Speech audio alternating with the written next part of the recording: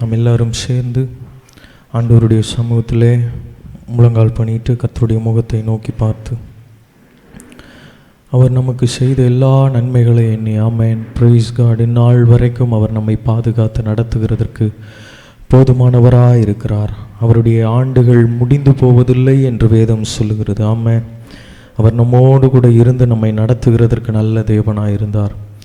சகல சத்தியத்திலும் நம்மை நடத்தி இந்நாள் வரைக்கும் வலுவாமல் பாதுகாத்து நம்மை தேர பண்ணியிருக்கிற அவருடைய கிருபைகளை எண்ணி ஸ்தோத்திரம் பண்ணுவோம்.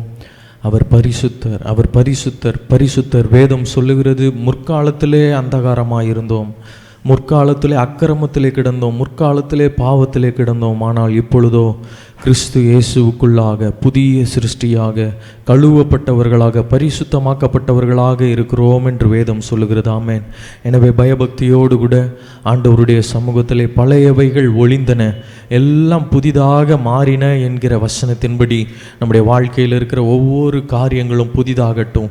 ஹல்லேலூயா, ஹல்லேலூயா. எல்லாரும் ஒப்பு கொடுத்து இந்த புதிய மாதத்தை ஆண்டவர் நமக்கு தந்திருக்கிறார். அவருடைய காரியங்களை ஸ்தோத்திரம் அறிந்து கொண்டிருக்கிற நம்முடைய வாழ்க்கையில், அவரை அறிந்திருக்கிற நம்முடைய வாழ்க்கையில் ஸ்தோத்திரம் கர்த்தர் பரிசுத்தத்தை தருகிறதற்கு உண்மை உள்ளவராக இருக்கிறார். எனவே கண்களை மூடி ஆண்டவரை துதிக்கலாம், ஆண்டவரை துதிக்கலாம். நல்லவரே உமக்கு ஸ்தோத்திரம், வல்லவரே உமக்கு ஸ்தோத்திரம், நீதி உள்ளவரே உமக்கு ஸ்தோத்திரம், உண்மை உள்ளவரே உமக்கு ஸ்தோத்திரம், உத்தமமானவரே உமக்கு ஸ்தோத்திரம், எங்களை நல்ல பாதையில் நடத்துகிறவரே உமக்கு நன்றியப்பா. எல்லாரும் நல்ல வாய்களை திறந்து நம்ம எல்லாரும் ஒருமித்து அவருடைய நாமத்தை உயர்த்துவோம். ஸ்தோத்திரம். இனி நமக்கு அந்த பாவ வாழ்க்கை வேண்டாம் என்று பரிசுத்தத்திற்கு என்று வேறு பிரித்தெடுத்திருக்கிறார். ஆமென். ஸ்தோத்திரம். பழைய பாவங்கள், பழைய குறைவுகள் எல்லாவற்றையும் அப்புறப்படுத்தி ஸ்தோத்திரம் கிறிஸ்து இயேசுவுக்குள் புதிதாக்கப்பட்ட பிள்ளைகளாய் புதிய திராட்சை ரசத்தை ஜீசஸ் ஹல்லேலூயா, ஹல்லேலூயா கொடுக்கிற நல்ல கனி கொடுக்கிற மரங்களாய் மாற ஆமென். கர்த்தர் இந்த காலை பொழுதுல நம்மை சுத்தப்படுத்துவாராக, சுத்தப்படுத்துவாராக. வேதம் சொல்லுகிறது, தோட்டக்காரன் வந்து அந்த மரம் இன்றைக்கு எனக்கு கனி தருகும் என்று சொல்லி பார்க்கும்போது அது கனி கொடுக்கவில்லை. இந்த மரம் இந்த ஒரு வருஷம் இருக்கட்டும், நான் பார்ப்பேன், கொத்தி எரு போடுவேன், கனி தரலன்னா எடுத்துடலாம் அப்படின்னு சொல்றாங்க. ஸ்தோத்திரம். யோசிச்சு பாருங்க, நம்முடைய வாழ்க்கையில நம்முடைய தோட்டக்காரர் ஒவ்வொரு மாசத்தை, ஒவ்வொரு வாரத்தை, ஒவ்வொரு வருடத்தை நமக்கு கூட்டி கொடுக்கிறார்ல. ஹல்லேலூயா. அந்த நன்றி உள்ள இருதயத்தோடு கூட ஆண்டவரே நல்ல கனிகளை தரணும், ஆண்டவரே நல்ல பரிசுத்த ஜீவியம் செய்யணும் ஐயா. ஸ்தோத்திரம். ஒரு அர்ப்பணிப்போடு ஆராதனை செய்வோம். கொஞ்ச நேரம் அர்ப்பணிங்க ஆண்டவருடைய சமூகத்தில், உங்களை அர்ப்பணிங்க. ஆண்டவரே இனி பழைய வாழ்க்கை வேண்டாம் ஆண்டவரே, பழைய துருத்தியா இருக்க கூடாதப்பா, புதிய மனுஷனா மாறணும். ஆமென். ஹல்லேலூயா. மனைவி கம்பல்ஷன்னால, புருஷன் கம்பல்ஷன்னால வருகிறது ஆராதனை அல்ல, சபைக்கு வருகிற அனுபவம் அது நல்லதல்ல. அம்மா அப்பா கூப்பிடுறாங்கன்னு வருகிறது ஆராதனை அல்ல. ஸ்தோத்திரம். அந்த கம்பல்ஷன்னால வருகிறது ஆண்டவரை நேசிக்கிற அனுபவம் இல்லை. நம்ம உண்மையா ஆராதிக்கணும். கேட்கலாம், ஆண்டவரை ஒருவேளை அப்படிப்பட்ட அனுபவம் இருக்குன்னு சொன்னா, ஏசப்பா என்னை மாத்துங்க ஆண்டவரை, கேளுங்க பார்க்கலாம். ஏசப்பா என்னை மாற்றுங்க ஆண்டவரை, நான் உண்மையாய் உம்மை துதிக்கணும் ஆண்டவரே. ஸ்தோத்திரம். பரிசுத்த உள்ளத்தோடு உம்மை துதிக்கணும் ஐயா, நீதியுள்ள இருதயத்தோடு கூட உம்மை நாங்கள் ஸ்தோத்தரிக்கணும். ஓ ராபா தூரா ஷகதரா. எல்லாம் கேளுங்க, எல்லாம் கேளுங்க. ஏசப்பா என்னை பாவம் செய்ய வைக்கிற எல்லா சிந்தனைகளும் இயேசுவின் நாமத்திலே அப்பா என்னை விட்டு ஓடட்டும். ஹல்லேலூயா, ஹல்லேலூயா. இயேசுவின் நாமத்தில் ஒரு பரிசுத்தத்தோடு ஆராதிக்க போறோம். எல்லாம் சொல்லுங்க, அப்பா எங்களை பரிசுத்தப்படுத்துகிற தயவுக்காக நன்றி, உமக்கு ஸ்தோத்திரம், உம்முடைய ரத்தம் எங்களை சுத்திகரிக்கிறதற்காக ஸ்தோத்திரம் ஐயா. ஹல்லேலூயா, ஹல்லேலூயா, ஹல்லேலூயா. அந்த கல்வாரி காட்சியை நீங்க பார்க்கும்போது நம்முடைய வாழ்க்கை ஆட்டோமேட்டிக்கா மாறும். 2 கல்லனை ஸ்தோத்திரம் ஆண்டவரோடு அறையிறாங்க. ஒருத்தன் பார்த்து சொல்றான், ஸ்தோத்திரம் அவர் எவ்வளவு வேணும் தவறு செய்யல, ஆனாலும் எவ்வளவு பாடுகளை சகிக்கிறார் என்று சொல்லி, ஆண்டவரே எனக்கு உம்மோடு கூட இருக்கணும்பான்னு சொல்லும் போது ஆண்டவர் பரதேசியில அவனை கொண்டு சேர்க்கிறாரே. ஆண்டவரை பார்த்து ஸ்தோத்திரம் ஹல்லேலூயா. ஒரு நல்ல வாழ்க்கை மாறுகிற அனுபவம் அந்த சிலுவை காட்சியை பார்க்கும் போது உண்டாகும். எல்லாரும் அந்த சிலுவை காட்சியை பார்த்து ஜீசஸ் ஹல்லேலூயா, உமக்கு நன்றி அப்பா, உமக்கு நன்றி ராஜா, உமக்கு நன்றி அப்பா, உமக்கு நன்றி ராஜா, உமக்கு நன்றி அப்பா. இத்தனை நாட்கள் ஸ்தோத்திரம் உள்ளத்தை அடக்கி வைத்திருந்த, நெருக்கி கொண்டிருந்த எல்லா சூழ்நிலைகள், எல்லா காரியங்கள், எல்லா பயங்களும் மாறட்டும். ஆண்டவரிடத்துல கேட்போம். ஹல்லேலூயா, ஹல்லேலூயா, ஹல்லேலூயா. நல்லவரே உமக்கு ஸ்தோத்திரம் அப்பா, வல்லவரே உமக்கு நன்றிகள் ஐயா. துதிகளை செலுத்துகிறோம் ஆவியானவரே. அவர் நல்லவராய் இருக்கிறபடினால் நாம் அவரை ஆராதிக்கணும். ஸ்தோத்திரம். அவர் எனக்கு நன்மை செஞ்சாரோ இல்லையோ, அவர் என் வாழ்க்கையில இந்த காரியத்தை தந்தாரோ இல்லையோ, அதெல்லாம் ரெண்டாவது. ஆண்டவர் நன்மை செய்கிறவராய் இருக்கிறார். ஆனால் அவர் ஆராதிக்கப்பட பாத்திரர், அவர் துதிக்கப்பட பாத்திரர். எனவே அவரை நான் ஆராதிக்கிறேன் என்கிற உணர்வோடு கூட, அவர் பெரிய தேவன், சர்வ வல்லமை உள்ளவர். ஹல்லேலூயா. சாவாமை உடையவர். ஓ ஜீசஸ். சகலத்தையும் தம்முடைய கரத்தினால் ஆளுகை செய்கிறவர் அவர். ஹல்லேலூயா, ஹல்லேலூயா. நன்றி அப்பா, நன்றி அப்பா. எல்லாரும் கொஞ்ச நேரம் நல்ல ஆண்டவரை ஸ்தோத்திரம் பண்ணுங்க. இயேசுவே உமக்கு ஸ்தோத்திரம், ஆவியானவரே உமக்கு ஸ்தோத்திரம். ஓ துதிகளின் மத்தியிலே வாசம் செய்கிறவரே உமக்கு நன்றி அப்பா, உமக்கு நன்றி ஆண்டவரே. ராஜாதி ராஜாவே உமக்கு ஸ்தோத்திரம் அப்பா. கிருபை நிறைந்த தெய்வமே உமக்கு ஸ்தோத்திரம். ஆண்டவருடைய நாமத்தை சொல்லி புகழுங்க பார்க்கலாம். கொஞ்ச நேரம் அவருடைய நாமத்தை சொல்லி புகழலாம். பரிசுத்தமுள்ள தெய்வமே, ஒருவரும் சேரக்கூடாத ஒளியில் வாசம் செய்கிறவரே, மனிதரில் ஒருவரும் கண்டிராதவரும் காணக்கூடாதவரும் ஆகிய எங்கள் தெய்வமே, உம்மை நாங்கள் உயர்த்துகிறோம், உயர்த்துகிறோம், உயர்த்துகிறோம், உயர்த்துகிறோம். எங்கும் வியாபித்திருக்கிற உங்க அருகில் இருக்கிறத உணர்றீங்களா? ஆண்டவர் உங்க பக்கத்துல இருக்கிறார். நீங்க உண்மையா துதிக்க ஆரம்பிக்க உங்க உள்ளத்தை, உங்க இல்லத்தை, உங்க இருக்கிற இடத்தை நிரப்புகிறதற்கு அவர் வந்திருக்கிறார். ஹல்லேலூயா. ஓ ரபா ஷகத ரபா ரபா. எல்லா குறைவுகளையும் அகற்றுகிற ஆவியானவருடைய வல்லமை. ஓ ரமா ஷகத ரபா லபா. எல்லா கீழ்ப்படியாமைகளையும் நீக்குகிற ஆவியானவருடைய வல்லமை. ஹல்லேலூயா, ஹல்லேலூயா. ஓ ரமா ஷகத ரபா லபா. நல்ல கர்த்தரை ஸ்தோத்திரிங்க. ஒரு பரிசுத்த ஆவியானவருடைய வல்லமை உணர்கிற இந்த நேரம். ஓ ரபா ஷகத ரபா. நன்றி அப்பா, நன்றி அப்பா. ஹல்லேலூயா, ஹல்லேலூயா. துதிக்கிறோம். மகிமை உமக்கே, துதிகள் உமக்கே ஆண்டவரே. ஹல்லேலூயா, ஹல்லேலூயா, ஹல்லேலூயா, ஹல்லேலூயா. நீர் ஒருவரே துதிக்கப்பட பாத்திரர். எத்தனை பேரால சொல்ல முடியும்? அவர் என் கால்களை ஸ்தோத்திரம் சறுக்குதலுக்கு நீங்களாக்கி ரட்சித்தார். நான் கீழே விழாதபடிக்கு என்னை ஒவ்வொரு நாளும் நடத்துகிறார் என்று சொல்றவங்க நல்ல கரங்களை தட்டி ஆவியானவருக்கு நன்றி செலுத்துவோமா? ஓ ரபா ஷகபா ரபா துடா ரபா துடா. ஓ ரபா ஷகபா ரபா துடா பரபா. ஓ லாதா ரஷகத ரபா ரிபலா தரா ஷகபகத ரபா.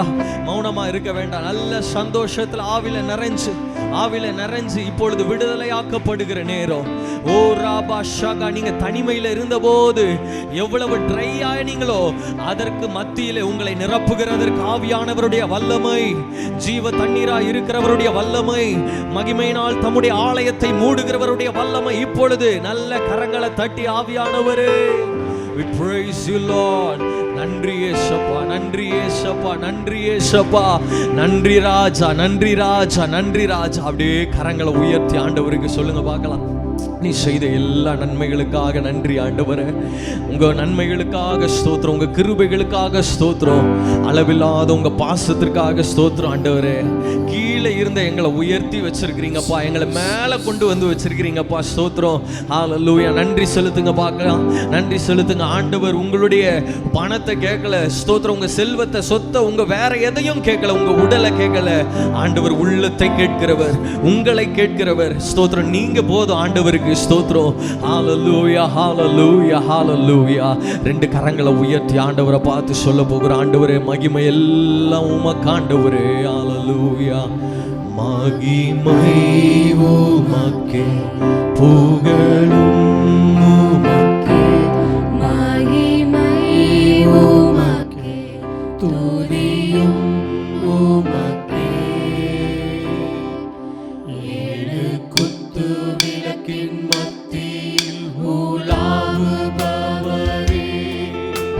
கேருபீன்கள் சேராபீன்கள் மத்தியில் வாழ்பவரே, ஏழு குத்து விளக்கின் மத்தியில் உலாவுபவரே. சேர்ந்து பாடுவோம். கேருபீன்கள் சேராபீன்கள் மத்தியில் வாழ்பவரே,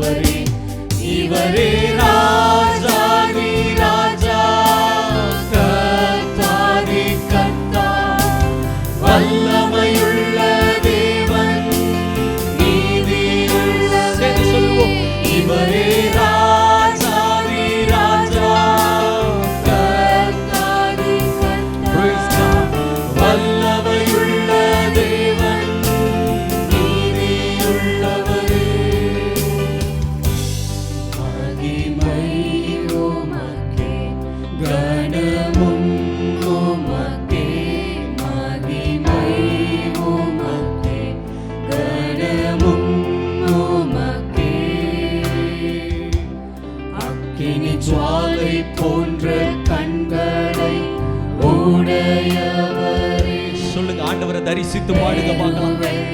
Yes. அவ்வளவு வல்லமையுடைய தேவனை நாம் ஆராதிக்கிறோம். ஆமென். ஜுவாலை போன்ற கண்களை உடையவரே, வேறு வெள்ளை இரைச்சல் போன்ற சத்தத்தை உடையவரே, இவரே ராஜாதி ராஜா, கர்த்தாதி கர்த்தா, வல்லமையுள்ள தேவன், நீதியுள் சேர்ந்து பாடுவோம். இவரே ராஜாதி ராஜா, கர்த்தாதி கர்த்தா, வல்லமையுள்ள தேவன், நீதியுள்ளவரே. மகிமை உமக்கே, புகழும் உமக்கே, மகிமை சொல்லுங்க ஆண்டவர், எல்லா புகழும் உமக்கு தான்ப்பா. புகழும் உமக்கே. வானம் பூமியாவும் படைத்த சிருஷ்டிகர்த்தாவே, மேகத்திலே விரைவில் தோன்றும் எங்கள் இரட்சகரே, வானம் பூமியாவும் படைத்த சிருஷ்டிகர்த்தாவே, மேகத்திலே விரைவில் தோன்றும் எங்கள் இரட்சகரே, இவரே ராஜாதி ராஜா, கர்த்தாதி கர்த்தா, ஓ உணர்ந்து ஆராதித்து கர்த்தரை மகிமைப்படுத்துவோம். Jesus. Amen. நீதியுள்ளவரே, இவரே ராஜாதி ராஜா, அவர் ஒருவரே ராஜாதி ராஜா. கர்த்தாதி Amen. வல்லமையுள்ள தேவன், நீதியுள்ளவரே.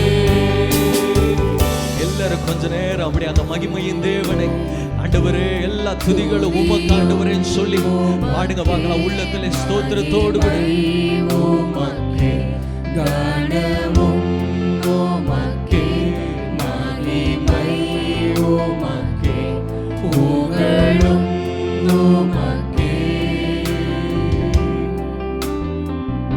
ஹalleluya. எத்தனை பேரால் அந்த மகிமை நிறைந்த தேவனை பார்க்க முடிகிறது? ஸ்தோத்திரம். வெறுமையா ஆராதிக்க வேண்டாம், அவரை தரிசித்து ஆராதிக்கிற ஒரு அனுபவம். நல்ல அவரை பார்த்து ஆராதிங்க பார்க்கலாம். அந்த மகிமை நிறைந்த தேவனை, சிங்காசனத்தின் மீது வீற்றிருக்கிறவரை, சர்வ வல்லமை உள்ள தேவன். ஆமே. அவர் நமக்கு மறு உத்தரவு கொடுக்கும் போது அது பெரு வெள்ளத்து இறைச்சலை போல இருக்கிறது. எத்தனை சத்துருக்கள் வந்தாலும் அவருடைய ஒரே ஒரு சத்தம் நிர்மூலமாக்குகிறது. நன்றி அப்பா. சொல்லுங்க சொல்லுங்க, இயேசுப்பா உமக்கு ஸ்தோத்திரம் ஆண்டவரே. Hallelujah, hallelujah, hallelujah, amen, Jesus. எல்லாரும் கரங்களை உயர்த்தி ஆண்டவரை பார்த்து சொல்ல போகிற, ஆண்டவரே உமக்கு மகிமை, ஓ நீதி உள்ளவரே, இவரே ராஜாதி ராஜா, கர்த்தாதி கர்த்தா, வல்லமையுள்ள தேவன், நீதியுள்ளவரே, இவரே ராஜாதி. Praise God, we worship your holy name. Oh Lord of hosts, ஆண்டவரே பரிசுத்த தேவன். Amen. மீண்டும் ஒரு விசை சேர்ந்து பாடுவோம். இவரே இவரே ராஜாதி, இஸ்ரவேலின் கர்த்தர், கர்த்தாதி கர்த்தர், சர்வ வல்லமை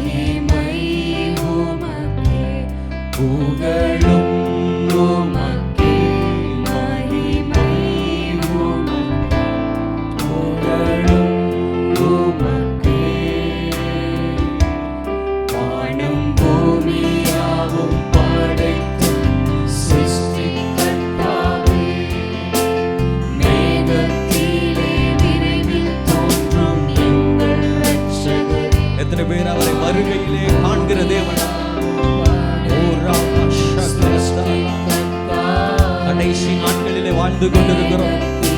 Yes. Hallelujah.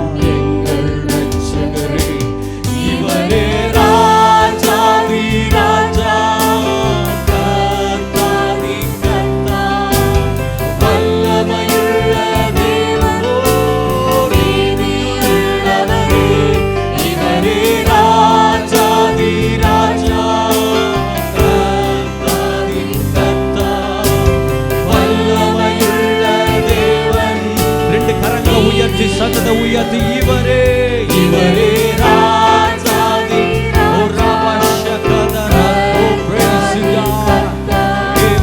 வல்லமையுள்ள தேவன், நீதி. இவரே இவரே ராஜாதி. சத்தத்தை உயர்த்தி சொல்லுவார். கேளுங்கள் சேராபீன்கள் அவரை பரிசுத்தர் பரிசுத்தர் என்று ஆர்ப்பரித்துக் கொண்டிருக்கிறது.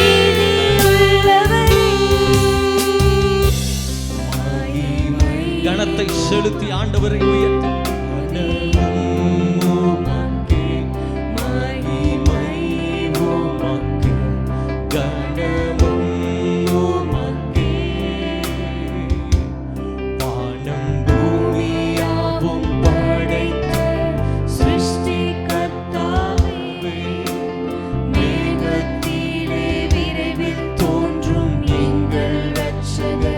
சொல்லுவோம்.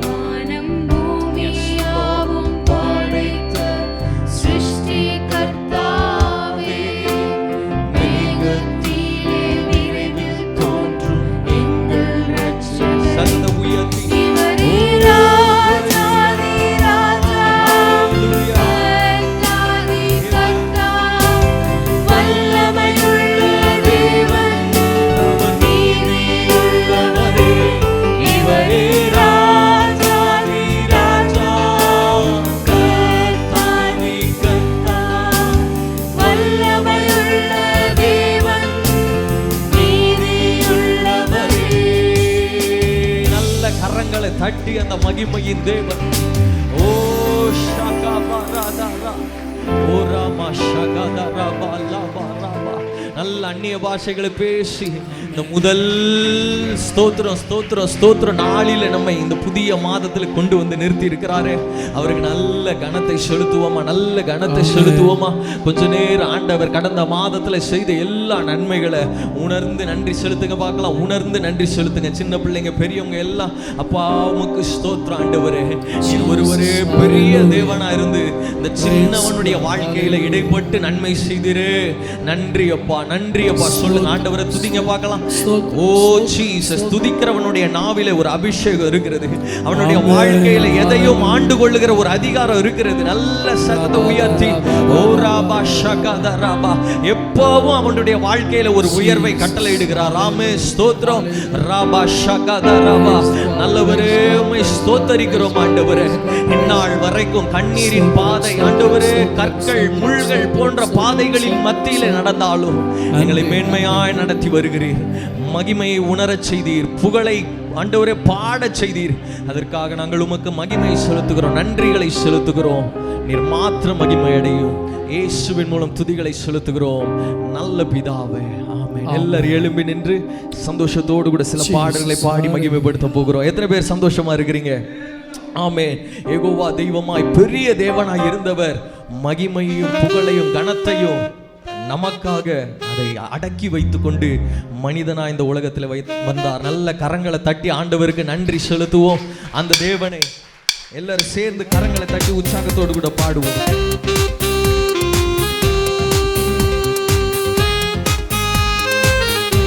கரங்களை தட்டி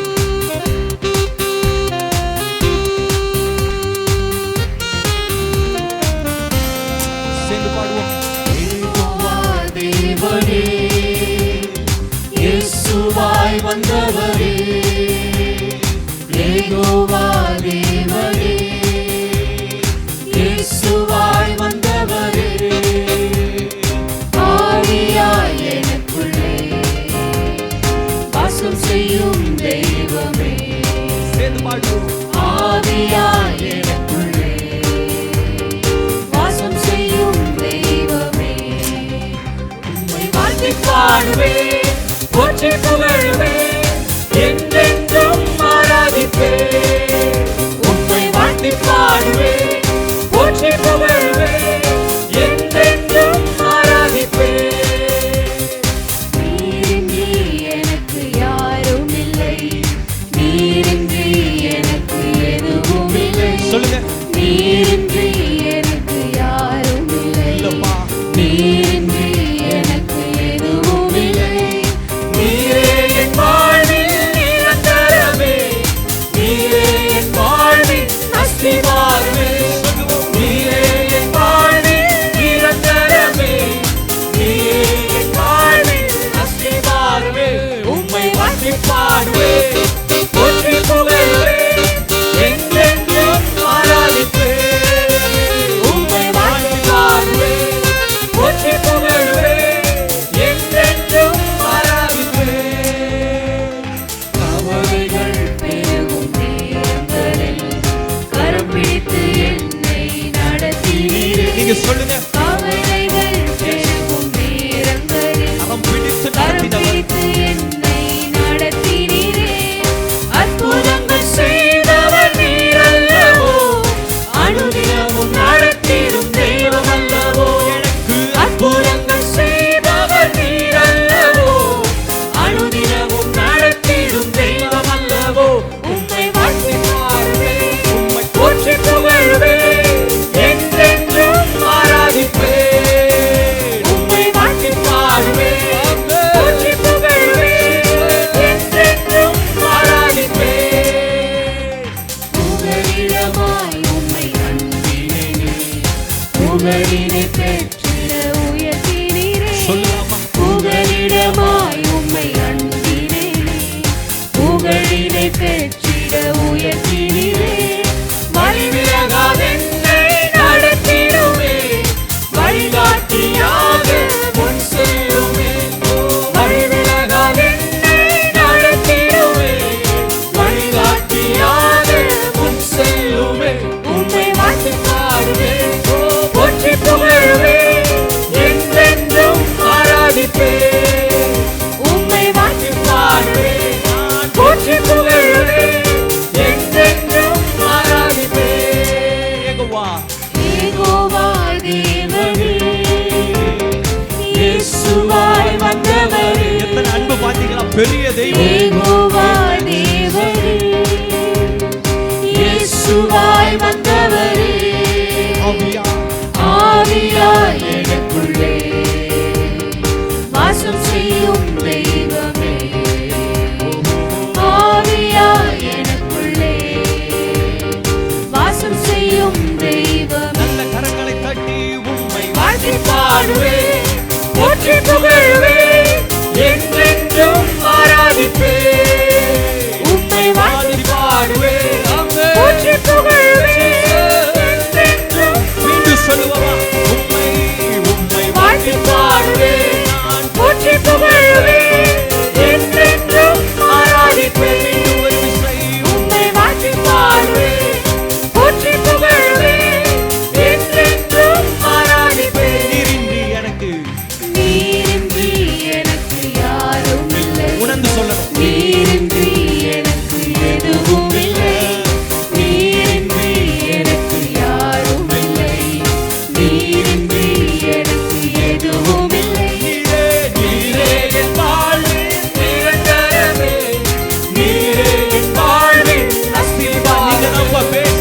நீரே என் வாழ்வின் நிரந்தரமே, நீரே என் வாழ்வின் அஸ்திவாரமே. உம்மை வாழ்த்தி பாடுவேன், போற்றி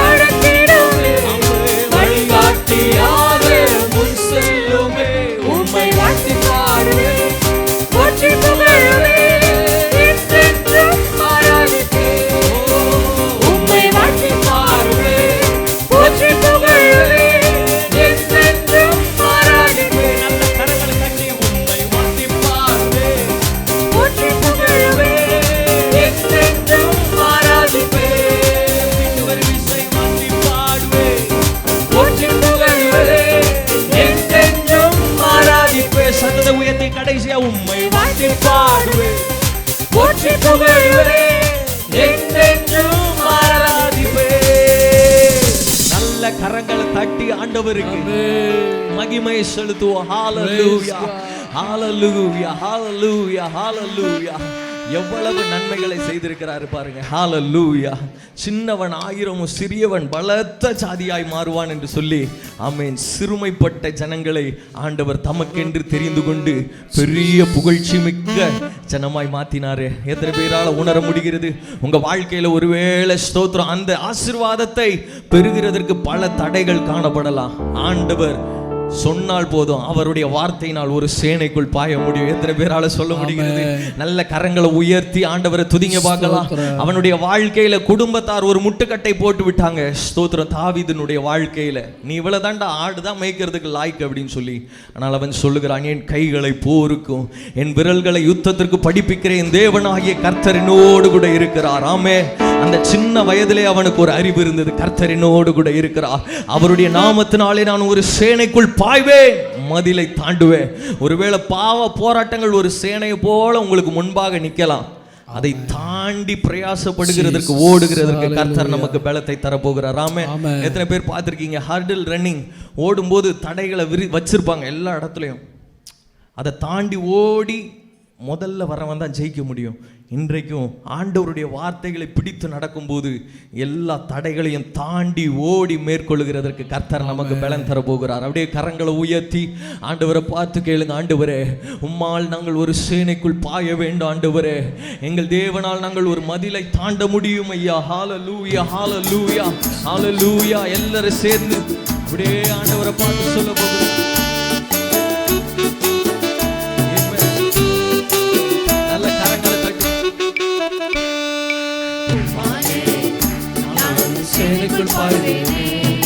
மதிலை தாண்டிடுவேன், தோற்கடித்திடுவேன். விசுவாசத்தோடு நான் ஒரு சேனைக்குள் பாய்வேனே, மதிலை தாண்டிடுவேன், தோற்கடித்திடுவேன்.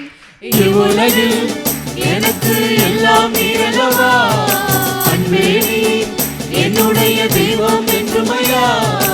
இவ்வுலகில் எனக்கு எல்லாம் நீரல்லவா, அன்பே நீ என்னுடைய தெய்வம் என்றுமையா. உம்மை துதித்திடுவேன், உண்மையாக ஆராதித்திடுவேன். உம்மை துதித்திடுவேன், உண்மையாக ஆராதித்திடுவேன். நான் ஒரு சேனைக்குள் பாய்வேனே, மதிலை தாண்டிடுவேன், தோற்கடித்திடுவேன். விசுவாசத்தோடு பாடுங்களா? மதிலை தாண்டிடுவேன், தோற்கடித்திடுவேன்.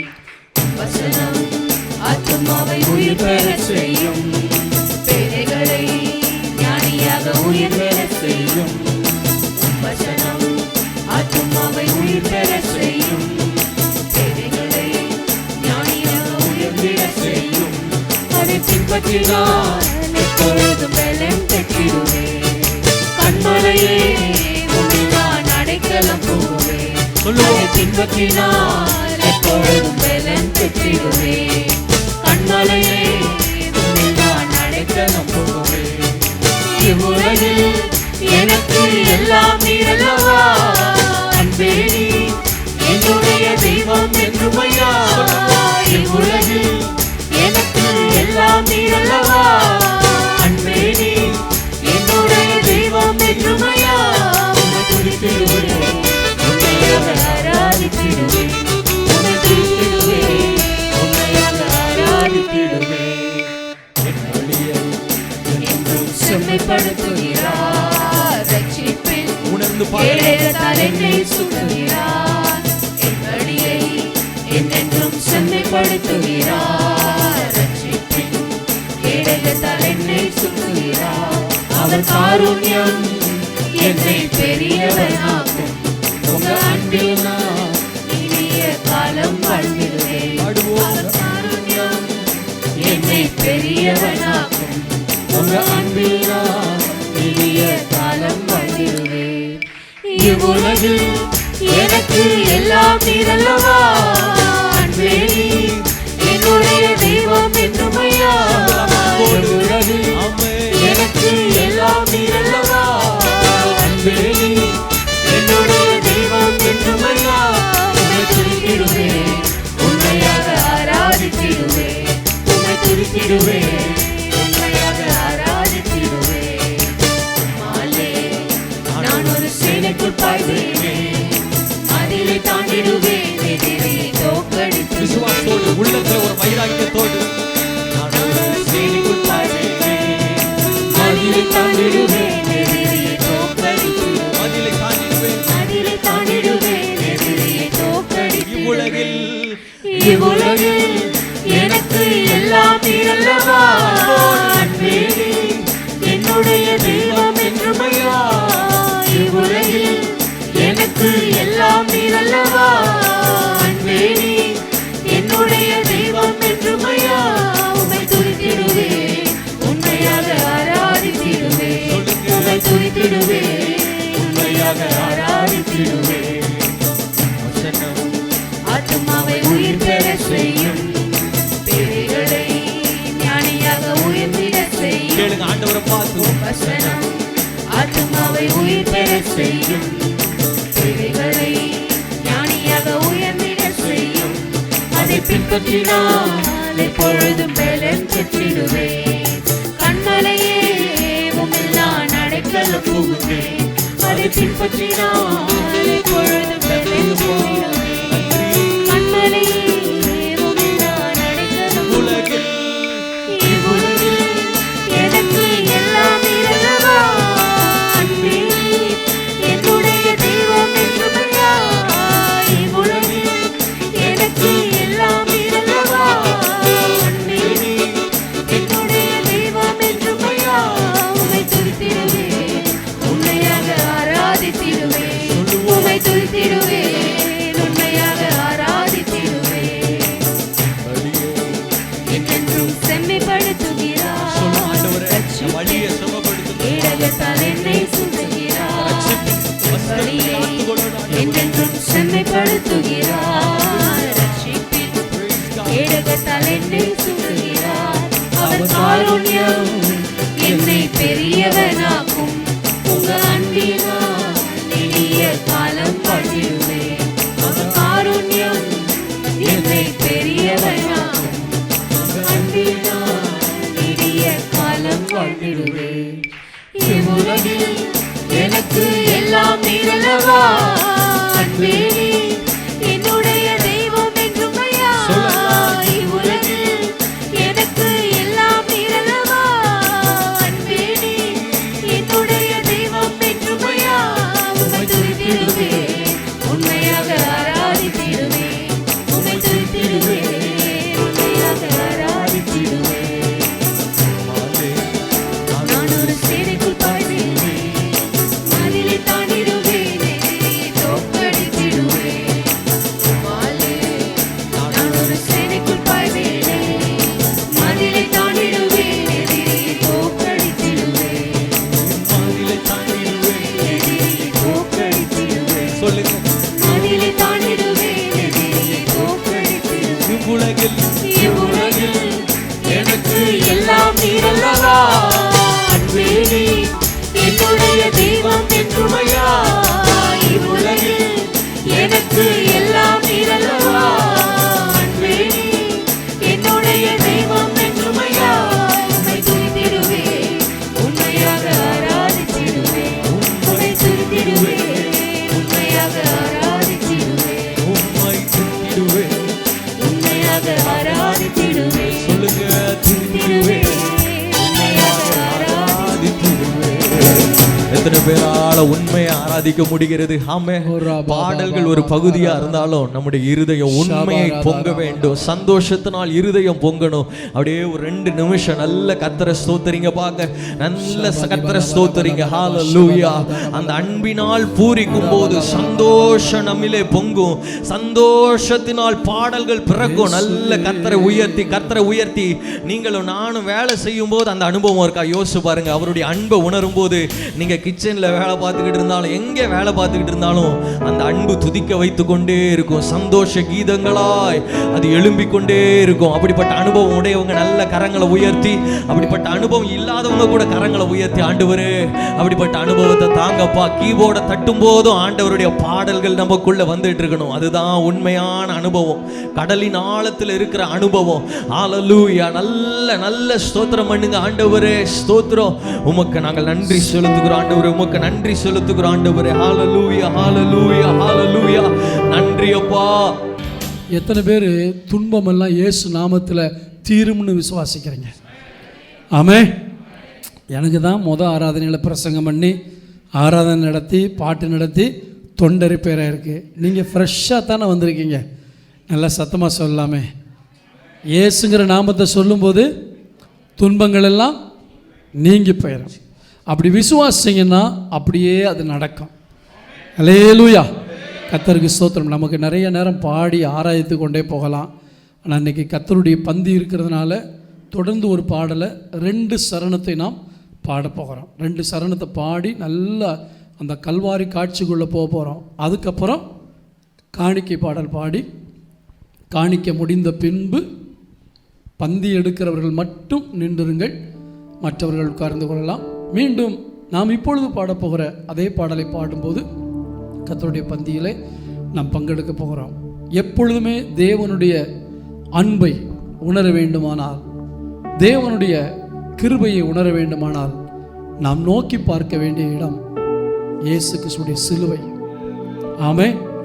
குருசின் மேல் காண்கின்ற தாரிவர் பிராணநாதன், பிராணநாதன் என் பேர்க்காய் சாகிறார், எனக்காக அவர் செத்தார். எத்தனை பேர் விசுவாசிக்கிறீங்க? நெஞ்சில் கை வச்சு சொல்லுங்க, எனக்காய் மரித்தார். என்னில் அன்பு கூர்ந்து எனக்காய் மரித்தார். சத்தமாக சொல்லுங்க பார்க்கலாம். என்னில் அன்பு கூர்ந்து எனக்காய் மரித்தார். குருசின் மேல்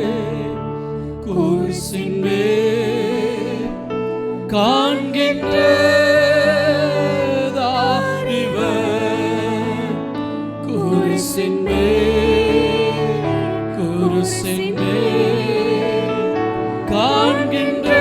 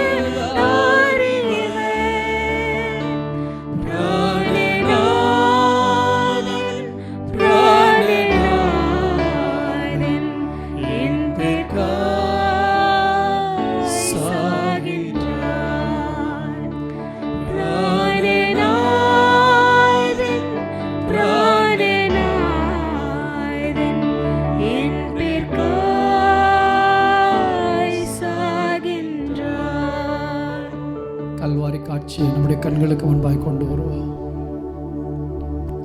எத்தனை அன்பு, எத்தனை பாசம்.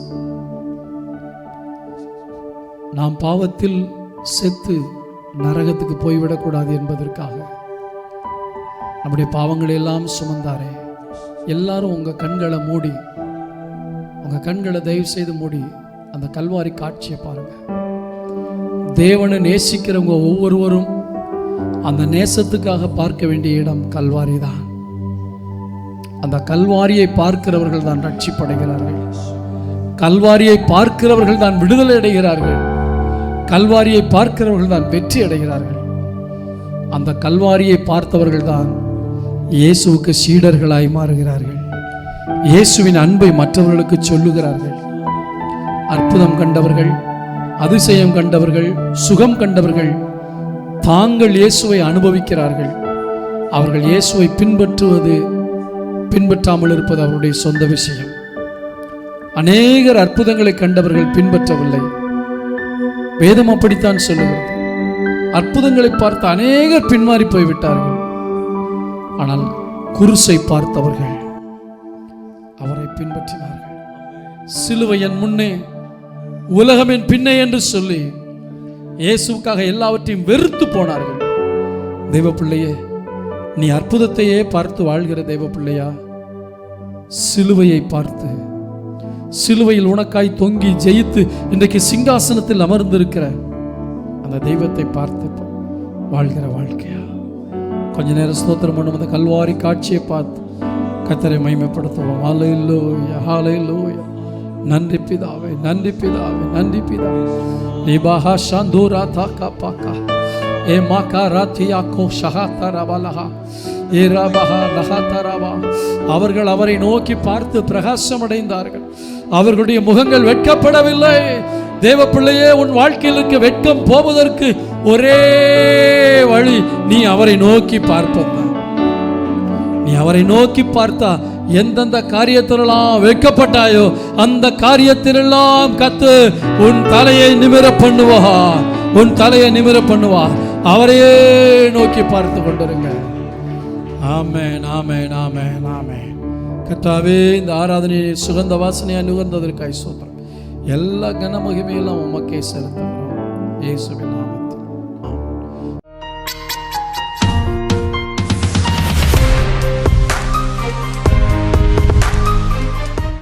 எடுத்து வாசிக்கலாம். எபிரேயருக்கு எழுதின நிருபம் 2ஆம் அதிகாரம் 18ஆம் வசனத்தை என்னோடு கூட திருப்பிக் கொள்ளுங்கள். ஆதலால் அவர் தாமே சோதிக்கப்பட்டு பாடுபட்டதினாலே அவர் சோதிக்கப்படுகிறவர்களுக்கு உதவி செய்ய வல்லவராய் இருக்கிறார்.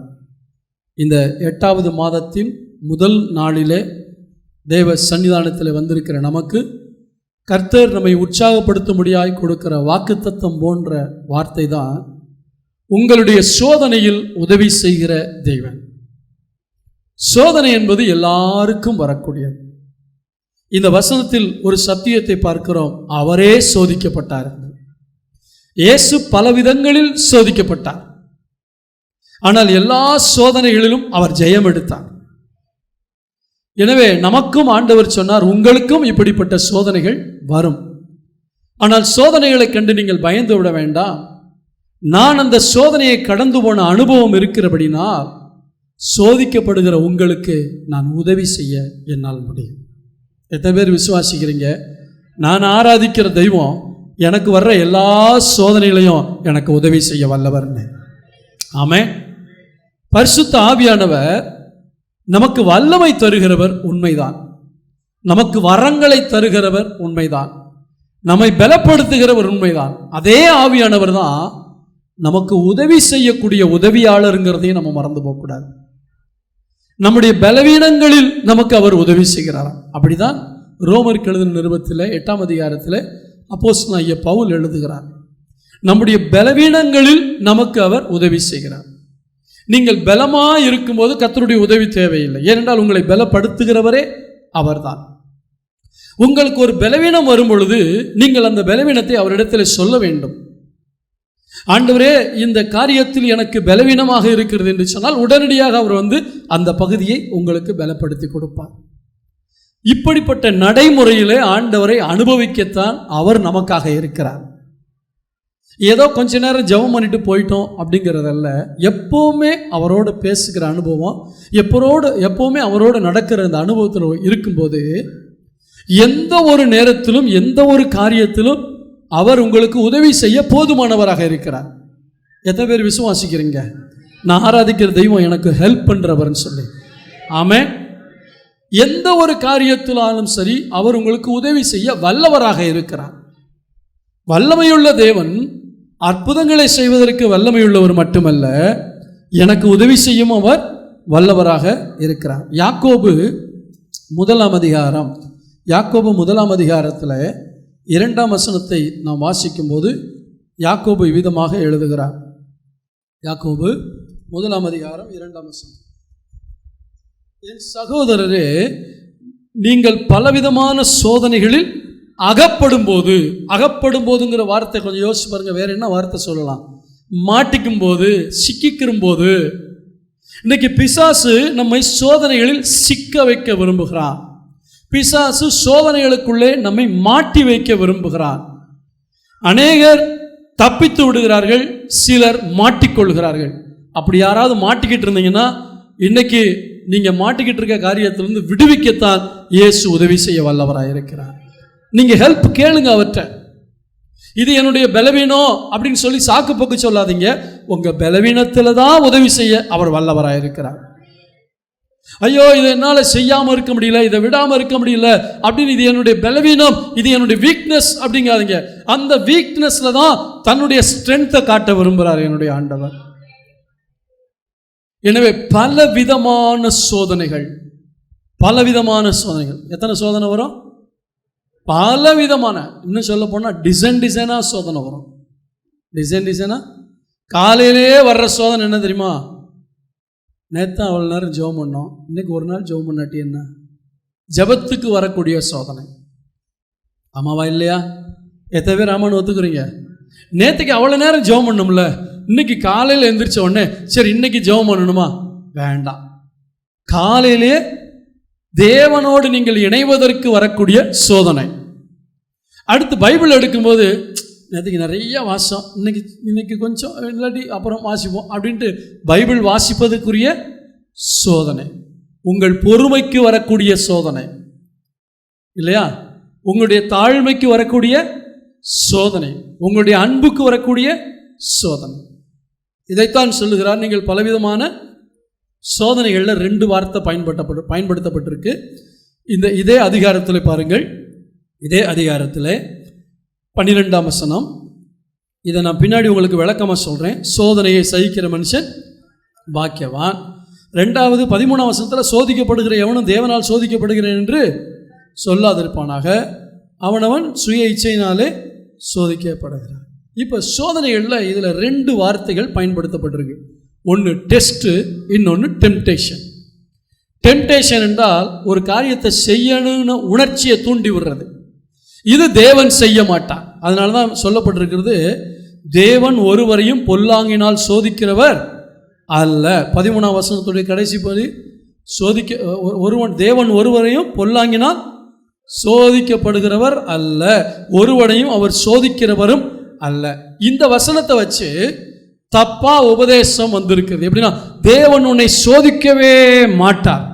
ஐயா, தேவன் உனக்கு டெம்டேஷனை ஏற்படுத்தக்கூடிய சோதனையை தரமாட்டாரு, ஆனால் டெஸ்ட்டுங்கிற சோதனையை தேவன் உனக்கு கொடுப்பார்.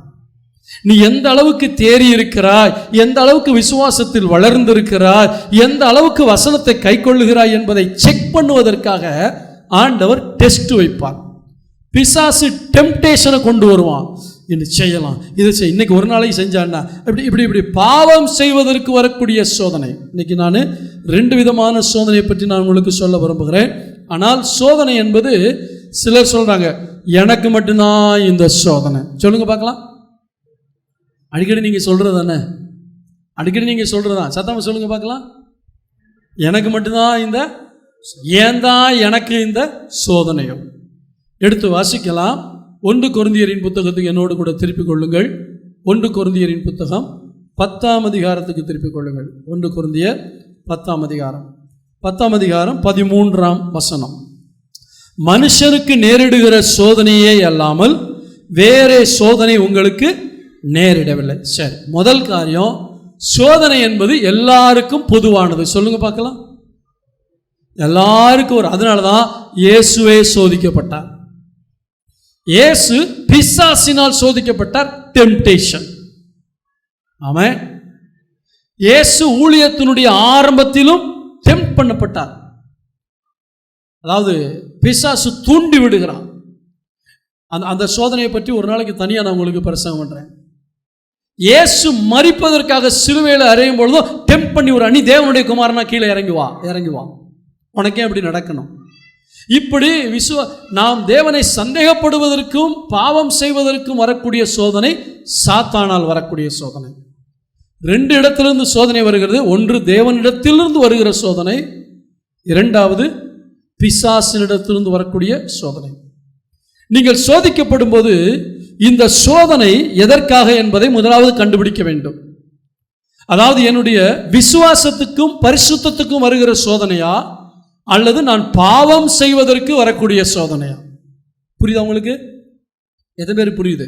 புரிஞ்சா கொஞ்சம் கை தூக்கி காட்டுங்க பார்க்கலாம். புரியுது இல்லை? அப்படியே பிரம்ம பிடிச்ச மாதிரி உட்காந்துருக்கீங்களே, கொஞ்சம் உள்ள போட்டோம். முதலாவது என்னுடைய விசுவாசத்துக்கும் என் பரிசுத்தத்துக்கும் வரக்கூடிய சோதனை. இது ஆண்டவர் கொண்டு வரவே மாட்டார்னு நினைக்கிறீங்களா? அதான் ஆண்டவர் தான் கொண்டு வருவார். என்னுடைய விசுவாசத்துக்கும் என்னுடைய பரிசுத்தத்துக்கும். ஆனால் பாவம் செய்யும்படி வரக்கூடிய சோதனை யார் கொண்டு வர்றது? சாத்தான் கொண்டு வருகிறார். எனவே நீங்கள் ஒன்றை தெரிந்து கொள்ள வேண்டும். 1 பேதுருவின் புத்தகம் 1ஆம் அதிகாரம், 1 பேதுரு 1ஆம் அதிகாரம் 7ஆம் வசனத்தை உங்களுக்காக நான் வாசிக்கிறேன். அழிந்து போகிற பொன் அக்கினியினால் சோதிக்கப்படும், அதை பார்க்கலும் அதிக விலையேற பெற்றதாயிருக்கிற உங்கள் விசுவாசம் சோதிக்கப்பட்டு இயேசு கிறிஸ்து வெளிப்படும் போது உங்களுக்கு புகழ்ச்சியும் கனமும் மகிமையும் காணும். அப்ப என்னுடைய விசுவாசம் சோதிக்கப்படுகிறது. தேவன் என்னுடைய விசுவாசத்தை சோதிக்கிறார். இந்த பிள்ளை என் மேல விசுவாசமாயிருக்கா? நாளைக்கு தேவையான பொருள் இன்னைக்கு கிடைக்கலங்க, முதல்ல நாளைக்கு வரைக்கும் பொறுமையா எங்கிட்ட ஜெபம் பண்ணி காத்திருக்காங்களா, இல்லை அவசரப்படுறாங்களா அப்படின்னு தேவன் அந்த இடத்துல உங்களுடைய விசுவாசத்துக்கு ஒரு சோதனை வைப்பார். நம்ம என்ன செய்யறோம்? அவசரப்படுறான். சாத்தான் சொல்றதை கேட்டு என்ன செய்வோம்? நான் கூட அப்படிதான் சில நேரத்தில் ஏதாவது ஆண்டவர் செய்வார்னு காத்திருப்பேன், அப்புறம் போய் மனுஷங்கிட்ட போய் அந்த உதவியை வாங்கிடுவேன். இப்படி சில காரியங்கள் நம்முடைய விசுவாசத்துக்கு சோதனைகள் வரும். இந்த விசுவாசத்துக்கு வரக்கூடிய சோதனை பாவம் அல்ல, அது அவசியம். நம்ம எந்த அளவுக்கு வளர்ந்துருக்கோம், எந்த அளவுக்கு நம்ம ஆண்டவரை விசுவாசிக்கிறவங்களுக்கு சோதனை. இதுக்கு நல்ல உதாரணம் சொல்லணும்னா ஆபிரகாம். நல்ல உதாரணம் ஆபிரகாம். ஆபிரகாமை பார்த்து ஆண்டவர் சொல்றாரு, நான் உனக்கு ஒரு பிள்ளையை கொடுப்பேன். ஆண்டவர் கொடுக்க போகிற காரியத்தை பெற்றுக்கொள்வதற்கும் விசுவாசம் வேண்டும். தேவன் கொடுத்த காரியத்தை அவருக்காக கொடுப்பதற்கு விசுவாசம் வேண்டும். திரும்ப நான் சொல்றேன், தேவனிடத்தில் நான் பெற்றுக்கொள்வதற்கும் எனக்கு விசுவாசம் தேவை. தேவன் என் கையில கொடுத்திருக்கிற ஆசீர்வாதத்தை அவருக்கு கொடுத்தா எனக்கு திரும்ப கொடுப்பாருன்னு விசுவாசத்தோட கொடுக்கறதுக்கும் விசுவாசம் தேவை. இன்னைக்கு நிறைய பேர் எதை ஃபோக்கஸ் பண்றாங்க? பெற்றுக்கொள்வதற்குரிய விசுவாசத்தை மட்டும் ஃபோக்கஸ் பண்றாங்க. ஆனால் கொடுக்கறதுக்குரிய விசுவாசத்தை ஃபோக்கஸ் பண்ணுறது கிடையாது. ஆண்டவர் 2 டெஸ்ட்டும் வச்சார் ஆபிரகாமுக்கு. ஒன்று, ஆபிரகாமே கூடாரத்தை விட்டு வெளியே வா. வீட்டுக்குள்ளே உட்காந்துட்டு எனக்கு இது இல்லை அது இல்லை பிள்ளை இல்லைன்னு சொல்லிகிட்டே இருக்கியே, கற்பம் செத்து போன சாராளை பார்க்க உன் விசுவாசம் என்ன செய்யும்? போயிடும். அந்த சாராளை பார்க்க, ஐயோ சாராளுக்கு வயசாகிடுச்சு, ஒன்றை பார்க்குற சாராளை பார்க்குற 2 பேரையும் மாறி மாறி பார்த்தா விசுவாசம் போயிடும். இன்னைக்கு சில நேரத்தில் நம்ம என்ன செய்கிறோம்? வீட்டில் தேவைகள் வரும்போது கணவன் மூஞ்சியை மனைவி பார்க்க, மனைவி மூஞ்சியை கணவன் பார்க்க என்ன வரும்? ஒரு பரிதாபம் வரும். நமக்கு எங்கே நடக்க போது எப்படியாவது ஏதாவது செய்யுங்க அப்படிம்பாங்க இவங்க. அப்படி தானே ஆபிரகாம்கிட்ட சொன்னாங்க, உங்கள் மூஞ்சியை நான் பார்க்குறேன், என் மூஞ்சியை நீங்கள் பார்க்குறீங்க, பார்க்க முகத்தில் இங்கெல்லாம் சதை தொங்கி போச்சு, இனி எங்கிட்டு நமக்கு பிள்ளை பிறக்க போகுது. இந்த இளம் வயசில் ஒரு ஆகார் இருக்கா. இந்த சோதனையை கொண்டு வந்தது யாரு? பிசாசு. தேவன் நம்முடைய விசுவாசத்தை சோதித்து கொண்டிருக்கும் போது அந்த சோதனைகளை ஃபெயில் ஆகிறதுக்கு பிசாசு இடையில ஒன்று கொண்டு வந்துடுவான் நமக்கு. இதெல்லாம் கிறிஸ்தவ வாழ்க்கையில் ரொம்ப கவனமாக பார்க்கணும். சர்வசாதாரணமாக கிறிஸ்தவ வாழ்க்கை போயிட முடியாது. இப்போ பெற்றுக்கொள்வதற்கு ஆண்டவர் சொல்றாரு, நீ உங்களை பார்க்க இப்படி தான் பாருங்க, வெளியே வா, இந்த வானத்து நட்சத்திரத்தை பார், இதை என்ன முடியுமா, இந்த அளவுக்கு உன் பிள்ளை இருக்க போகுது. அப்படி சொன்ன உடனே ஆபிரகாம் என்ன செய்தார்? அடப்போங்க ஆண்டவரே, நடக்கிறத சொல்லுங்க ஆண்டவரே, இதெல்லாம் நடக்குமா? இவ்வளோ பிள்ளையா? எனக்கு அவ்வளோலாம் வேணாம், ஒரே ஒரு பிள்ளை கொடுத்தா. பிரச்சனை என்ன தெரியுமா? ஆண்டவர் நமக்கு பெருசாக செய்வேன்னு சொல்லும்போது நம்ம அதை நம்பாமல் எனக்கு கொஞ்சம் கொடுத்தா போதும் ஆண்டவரேன்னு கேட்குறோம். இதுதான் நம்ம பிரச்சனை. அவர் பெருசாக சொன்னால் பெருசாக எதிர்பாருங்க. ஆமென். என் நிலைமைக்கு மிஞ்சி எதிர்பார்க்கலாமா? நிலைமைக்கு மிஞ்சி அவர் தர்றேன்னு சொன்னால் எதிர்பார்க்கலாம். நானாக எதிர்பார்க்கக்கூடாது. ஆனால் அவர் தர்றேன்னு சொல்லிட்டாருன்னா நம்பணும். அப்படிதான் ஆபிரகாமுக்கு சொன்னார், இவ்வளோ பிள்ளைகளை உனக்கு கொடுக்க போகிறேன். ஆனால் கொடுத்தது ஒரு பிள்ளை. அந்த ஒரு பிள்ளையின் மூலமாக உன் சந்ததி இவனமாக இருக்குன்னு சொன்னார். சாராளுக்கு இவ்வளோ பிள்ளைகளை தருவேன்னு சொல்லலை. ஆண்டவர் சும்மா ஜூ காட்டுறதுக்காக வார்த்தையை சொல்கிறவரில்ல, குஷிப்படுத்துறதுக்காக சொல்கிறதில்ல, தெளிவாக சொல்லப்படுது, உன் சந்ததி இவனமாக இருக்கும். அப்போ சாராள் ஒரு குமாரனை பெறுவாள். சாராளுக்கு ஒரு பிள்ளை. இன்னைக்கு நம்ம கையில் கொடுக்கறது கொஞ்சமாக இருக்கலாம். அந்த கொஞ்சத்தை அவருக்கே திரும்ப கொடுத்தா அதிலிருந்து தான் பெருக்கம் உண்டாகும். ஒரு குமாரனை கொடுத்துட்டு ஆண்டவர் ஒரு குமாரனை கொடுக்கறதுக்கு முன்னாடி என்ன சொல்றாரு? வானத்து நட்சத்திரத்தை பாரு, இதை நான் தருவேன். ஆபிரகாம் விசுவாசித்தான், அது அவனுக்கு நீதியாக எண்ணப்பட்டது. தேவன் நீங்க நம்ப முடியாத ஒரு காரியத்தை உங்களுக்கு சொன்னாருன்னா நம்புங்க. இப்ப பெற்றுக்கொள்வதற்குரிய சோதனை, இதெல்லாம் எனக்கு கிடைக்குமா, இப்படியெல்லாம் எனக்கு கிடைக்குமா, ஆண்டவர் சொல்றத பார்த்தா நடக்குமான்னு தெரியலையே, நடக்கும்னு விசுவாசிக்கணும். ஆண்டவர் சோதிக்கிறார், இவ்வளவு தருவேன்னு சொல்றேன், உன்னால விசுவாசிக்க முடியுமா? இது விசுவாசத்துக்கு வரக்கூடிய பெற்றுக்கொள்வதற்குரிய சோதனை. நீங்க ரோமருக்கு எழுதும் பொழுது அப்போஸ்தலனாகிய பவுல் அதை ரிப்பீட் பண்ணும்போது ரொம்ப அழகாக எழுதுகிறார். 4ஆம் அதிகாரத்துக்கு வாங்க. 4ஆம் அதிகாரத்துக்கு வாங்க.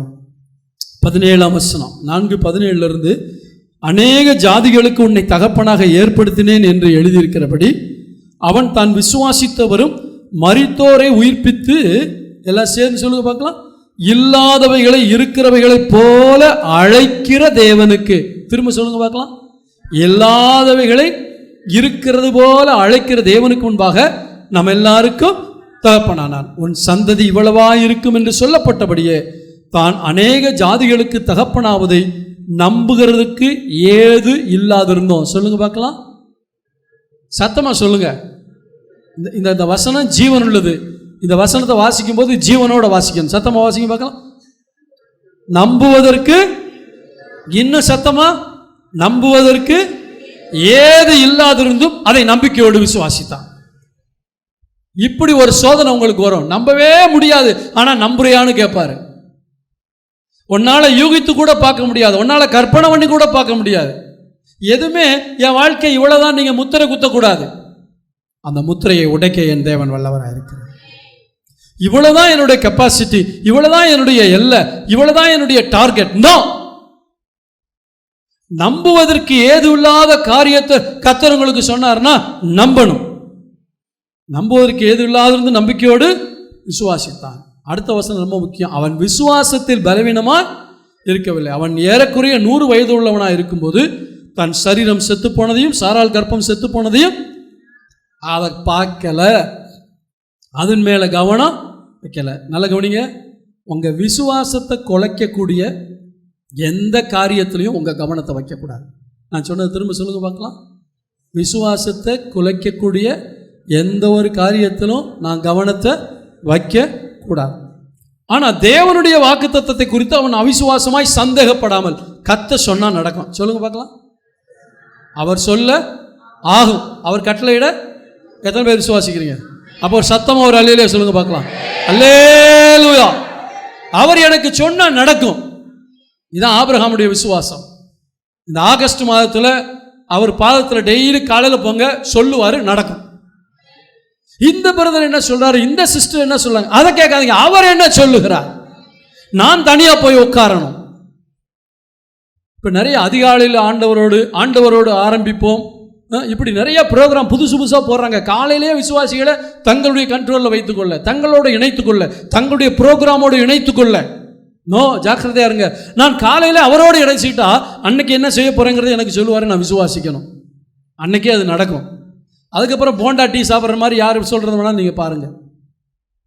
முதல்ல தேவனும் நான், தேவன் வாக்குத்தத்தம் பண்ணினதை நிறைவேற்ற வல்லவராக இருக்கிறார் என்று முழு நிச்சயமாய் நம்பி தேவனை மகிமைப்படுத்தி விசுவாசத்தில் வல்லவனானான். இப்ப ஆண்டவர் கொடுப்பார் அப்படிங்கிறதுல விசுவாசத்துல பாஸ் பண்ணிட்டார். யாரு? Abraham pass பண்ணிட்டாரா? பாஸ் பண்ணிட்டார். இப்போ அடுத்த ஒரு டெஸ்ட் வைக்கிறார் ஆண்டவர். என்னது? 22ஆம் அதிகாரத்துக்கு வாங்க. 22ஆம் அதிகாரம், ஆதியாகமம் 22ஆம் அதிகாரம். எல்லாம் எடுத்துக்கிட்டீங்களா? ஆதியாகமம் 22ஆம் அதிகாரம் 1ஆம் வசனத்தை நம்ம எல்லாருமே சேர்ந்து சத்தமாக வாசிக்க போகிறோம். வாசிப்போம். 1 2 3. இந்த காரியங்கள் நடந்த பின்பு தேவன் ஆபிரகாமை யார் சோதித்தது? அப்ப தேவன் சோதிப்பாரா? அப்ப யாக்கோபு 1:13 தேவன் சோதிக்கிறவர் அல்லன்னு போடுங்க. தேவன் பொல்லாங்கினால் சோதிக்கிறவர் அல்ல. நீ குடியிலிருந்து விடுதலை அடையன்னு சொல்லும் போது குடிபாட்டில் முன்னாடி வச்சுட்டு நீ குடிக்காதன்னு சொல்லி உன்னை டெம்ப் பண்ண மாட்டாரு. ஒரு சீரியலை உன்னால் பார்க்க முடியாமல் இருக்கும்போது அதுக்கு முன்னாடி உட்கார வச்சுட்டு நீ பார்க்காத அப்படி டெம்ப் பண்ண மாட்டாரு. ஆண்டவர் பொல்லாங்கினால் சோதிக்க மாட்டாரு, ஆனால் உன் விசுவாசத்தை சோதிப்பார். இப்ப என்ன சொல்லப்பட்டிருக்கு? இவைகளுக்கு பின்பு தேவன் ஆபிரகாமை சோதித்தார். எப்படி எனில், அவர் அவனை நோக்கி ஆபிரகாமே என்றார். அவன் இதோ அடியேன் என்றான். அப்பொழுது அவர், உன் புத்திரனும் உன் ஏகசுதனும் உன் நேசகுமாரனுமாகிய ஈசாக்கை நீ இப்பொழுது அழைத்து கொண்டு மோரியா தேசத்துக்கு போய் அங்கே நான் உனக்கு குறிக்கும் மலைகளில் ஒன்றின் மேல் அவனை தகன பலியாக. அப்பா, நான் கொடுப்பேன்னு சொல்லும் போது நீ விசுவாசமா இருந்தியே, நான் கொடுத்ததை திரும்ப கொடுன்னு சொல்லும் போது விசுவாசம் வருதா? இங்கே தான் நமக்கு பிரச்சனை. வாங்க நல்லா தான் இருக்கு, ஆனால் கொடுக்கறதுக்கு மனசு, சொல்லுங்க பார்க்கலாம், கொடுக்கறதுக்கு மனசு பக்கத்தில் நம்ம பார்த்து சொல்லுங்க, கொடுக்கறதுக்கு மனசு வருதான்னு கேளுங்க. ஆமே, ஆண்டவருக்கு கொடுக்கறதுக்கு மனசு வருதா? இப்போ ஆண்டவர் நான் கொடுத்ததை எனக்கு திரும்ப இவன் கொடுக்குறானா பார்ப்பேன். நிறைய அள்ளி கொடுப்பாரு. ஆமே, வருமானத்தை நிறைய அள்ளி கொடுப்பாரு. கொடுத்துட்டு பார்ப்பாரு இவன் எனக்கு கொடுக்குறானா பார்ப்பான்ட்டு. அதனால தான் சொல்லப்போது மனுஷன் தேவனை வஞ்சிக்கலாமா? எதில் ஆண்டவரை வாங்கிக்கிறோம்? நீங்கள் தசமாகத்திலையும் காணிக்கிறதா என்ன செய்கிறீங்க? வஞ்சிக்கிறீங்க. இப்போ கொடுத்துட்டு கேட்குறாரு, எப்பா இப்போ இப்படி சொல்ல வச்சுக்க. ஈசாக்கு விளாண்டுக்கிட்டு இருக்கான். ஆண்டவர் போய் சொல்றாரு, ஆபிரகாமே உன் பிள்ளை நல்லா இருக்கான்ல? ஆமாண்டவரே. அழகா இருக்கான்ல? ஆமாண்டவரே. திடகார்த்தமாக இருக்கான்ல? ஆமாண்டவரே. யார் கொடுத்ததுப்பா? எல்லாம் நீங்கள் கொடுத்ததான். தோத்திர ஆண்டவரே, எவ்வளோ அழகான பிள்ளையை கொடுத்தீங்க ஆண்டவரே. நம்ம கூட அப்படி தானே? ஆண்டவர் கொடுத்த வீட்டை பார்த்து ஆண்டவரே நீங்கள் கொடுத்த வீடு ஆண்டவரேம்போ, நீங்கள் கொடுத்த சொத்து ஆண்டவரே, நீங்கள் கொடுத்த கார் ஆண்டவரேம்போ, எல்லாம் அவர் கொடுத்தாருன்னு சொல்லும்போது சரி நான் கொடுத்தனே அதை திரும்ப கொடு அப்படின்னு சொன்னா என்ன ஒரு மாதிரியா பார்க்குறீங்க? வலிக்கும். அங்கதான் வலிக்கும். அங்கதான் ஆபிரகாம் பார்த்தாரு, கொடுத்தவர் ஏற்கனவே சொல்லிட்டாரு, உன் சந்ததி வானத்து நட்சத்திரத்தை போல இருக்குன்னு சொல்லி. இந்த ஈசாக்கு திரும்ப கேட்டார்னா இதுல ஏதோ விஷயம் இருக்கு. தேவன் என்னை சோதிக்கிறார். தேவன் உங்ககிட்ட ஏதாவது கேட்கிறாருன்னா உன்னை சோதிக்கிறாருன்னு அர்த்தம். எதுக்கு தெரியுமா சோதிக்கிறாரு? இந்த ஈசாக்கை நீ பலியிட்டால் இந்த ஈசாக்குக்கு பதிலாக ஏற்கனவே உனக்கு ஒரு ஆடை நான் ஸ்டாக் வச்சிருக்கேன். அங்கே ஒன்று ஸ்டாக் வைக்கப்பட்டிருக்கு. இன்னைக்கு ஸ்டாக் வைக்கப்பட்ட ஆசீர்வாதம் நிறைய பேருக்கு இல்லை. கஷ்டப்பட்டு சம்பாதிக்கிற அந்த பணத்திலேயே நீ வாழ்ந்துகிட்டு இருக்க. ஆனால் உனக்கென்று தேவன் வைத்திருக்கிற ஆசீர்வாதத்தை நீ பெற்றுக்கொள்வதற்கு தேவன் உனக்கு கொடுப்பதை நீ அவருக்கு கொடுக்காமல் வஞ்சித்துக் கொண்டிருக்கிறார். ஒரு ஆடு அங்கே காத்துக்கிட்டு இருக்குங்க.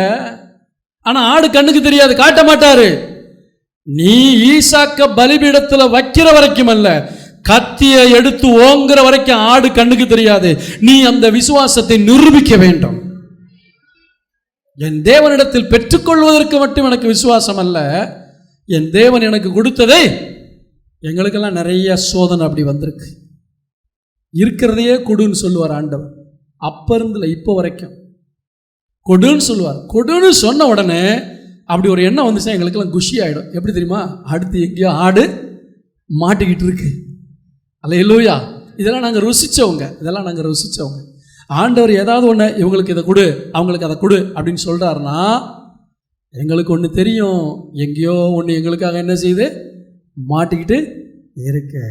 கத்தியை கையில் எடுக்கிற வரைக்கும் அமைதியாக இருப்பார். கத்திய ஆபிரகாமே பிள்ளையாண்டான் மேலே ஒரே பிள்ளைன்னு தெரிஞ்சும் நீ கொடுத்த பத்தியா, இப்போ உன் அன்பையும் நிரூபிச்ச, உன் விசுவாசத்தையும் நிரூபிச்ச. ஆமீன் சொல்லாமா? நான் கற்பனை பண்ணி பார்க்குறேன். அந்த இடத்துல மட்டும் ஆண்டவர் மாம்சத்தில் இருந்திருந்தார்னா ஆபிரகாமை கட்டி பிடிச்சு அவர் முத்தம் கொடுத்திருப்பார். அல்லேலூயா.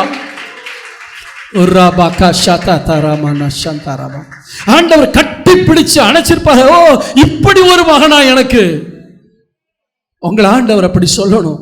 என்ன சொன்னாலும் என் பிள்ளை கேட்பான். அதுக்கு தான் சோதனை வருது. நம்ம தான் விட்டுட்டு ஓடிடுறோமே. அவர் சோதிக்கிறாருன்னு தெரியாமலே நாம் யூகத்தின் அடிப்படையில் வாழ்ந்து கொண்டிருக்கிறோமே. விசுவாசத்துக்கு வரக்கூடிய சோதனை. ஆமென். இது தேவனால் வரக்கூடியது. இந்த பரிசுத்தத்துக்கு வரக்கூடிய சோதனை அப்படின்னு சொன்னேன். அது அந்த பரிசுத்தத்துக்கு வரக்கூடிய சோதனை பாவம் செய்யும்படியாக வரக்கூடிய சோதனை. அது யாரால் வருகிறது? சாத்தானால் வருகிறது. அதற்கு நல்ல உதாரணம் யார்? யோசேப்பு. நல்ல சூழ்நிலை, யாருமே இல்லை, யாரும் பார்க்கல, நம்ம என்ன செஞ்சாலும் வெளியே தெரியாது. நாங்கள் வீடு கட்டிக்கிட்டு இருக்கோம்ல இல்லையா? வீடு கட்டிக்கிட்டு இருக்கோம்ல, அந்த வீடு கட்டிக்கிட்டு இருக்க அந்த காம்பவுண்டில் வேற ஒரு இன்ஜினியர் இருக்கார். கேட்டிங்களா?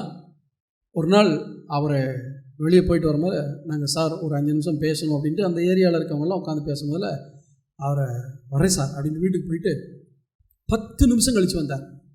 இங்கேருந்து என்னோடய ஆஃபீஸ் ரூம் இருக்க மாதிரி தான் அவருடைய வீடு. போயிட்டு ஒரு 10-15 நிமிஷம் கழித்து வந்தார். வந்தோடனே சார் மனைவி வெளியே போயிட்டா சார், போய் ஒரு கோட்டரை அடிச்சுட்டு வந்தேன், உள்ளே நல்லா வாயெல்லாம் கொப்பளிச்சுட்டு கொஞ்சம் அப்படி குடிச்சிட்டு வந்தேன், அவங்க வர்றதுக்குள்ளே போதை தெளிஞ்சிரும் அப்படின்ட்டு. இப்போ இது என்ன சோதனை? அவர் கிறிஸ்தவர் கிடையாது, இந்து மனுஷன். மனைவிக்கு பயப்படுறார். மனைவிக்கு பயப்படுறார். கிறிஸ்தவர்கள் அநேகர் என்ன தெரியுமா? யாருமே பார்க்கல. யாருக்கு தெரிய? நாங்கள்லாம் குடிக்கிற காலத்தில் குடிச்சிட்டு ஒரு பாக்கு போட்டுக்கிறோம் வாயில். பாக்கு போட்டால் சாராய வாசனை வெளியே வராது. சீரட்டு பிடிச்சிட்டா ஒரு பாக்கு போட்டால் போதும் மறைக்கிறதுக்கு. தேவனுக்கு முன்பாக எதையுமே அதை தெரிஞ்சவன் தான் இந்த யோசிப்பு. யாருக்காகவும் நான் பரிசுத்தமாக வாழ விரும்பலை. என் தேவன் பரிசுத்தர், ஆகையால் நான் பரிசுத்தமாக.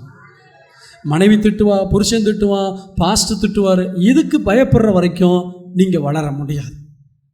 என்னை அழைத்து என்னை வாழ வச்சுக்கிட்டு இன்னைக்கு வரைக்கும் எனக்கு ஜீவனை கொடுத்துருக்கிறாரே, அந்த தெய்வம் பரிசுத்தம் அல்லவா?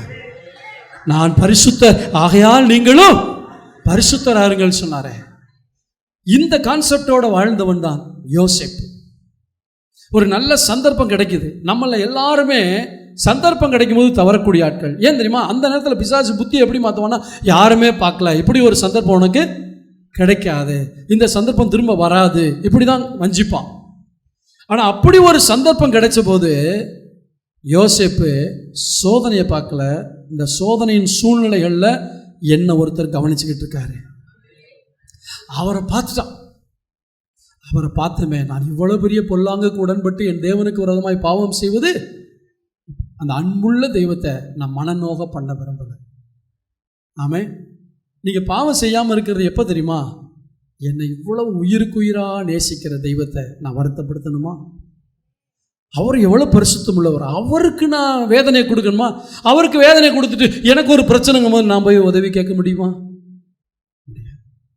அப்போ 2வது சோதனை பரிசுத்தத்துக்கு வரக்கூடிய சோதனை, அது டெம்டேஷன்.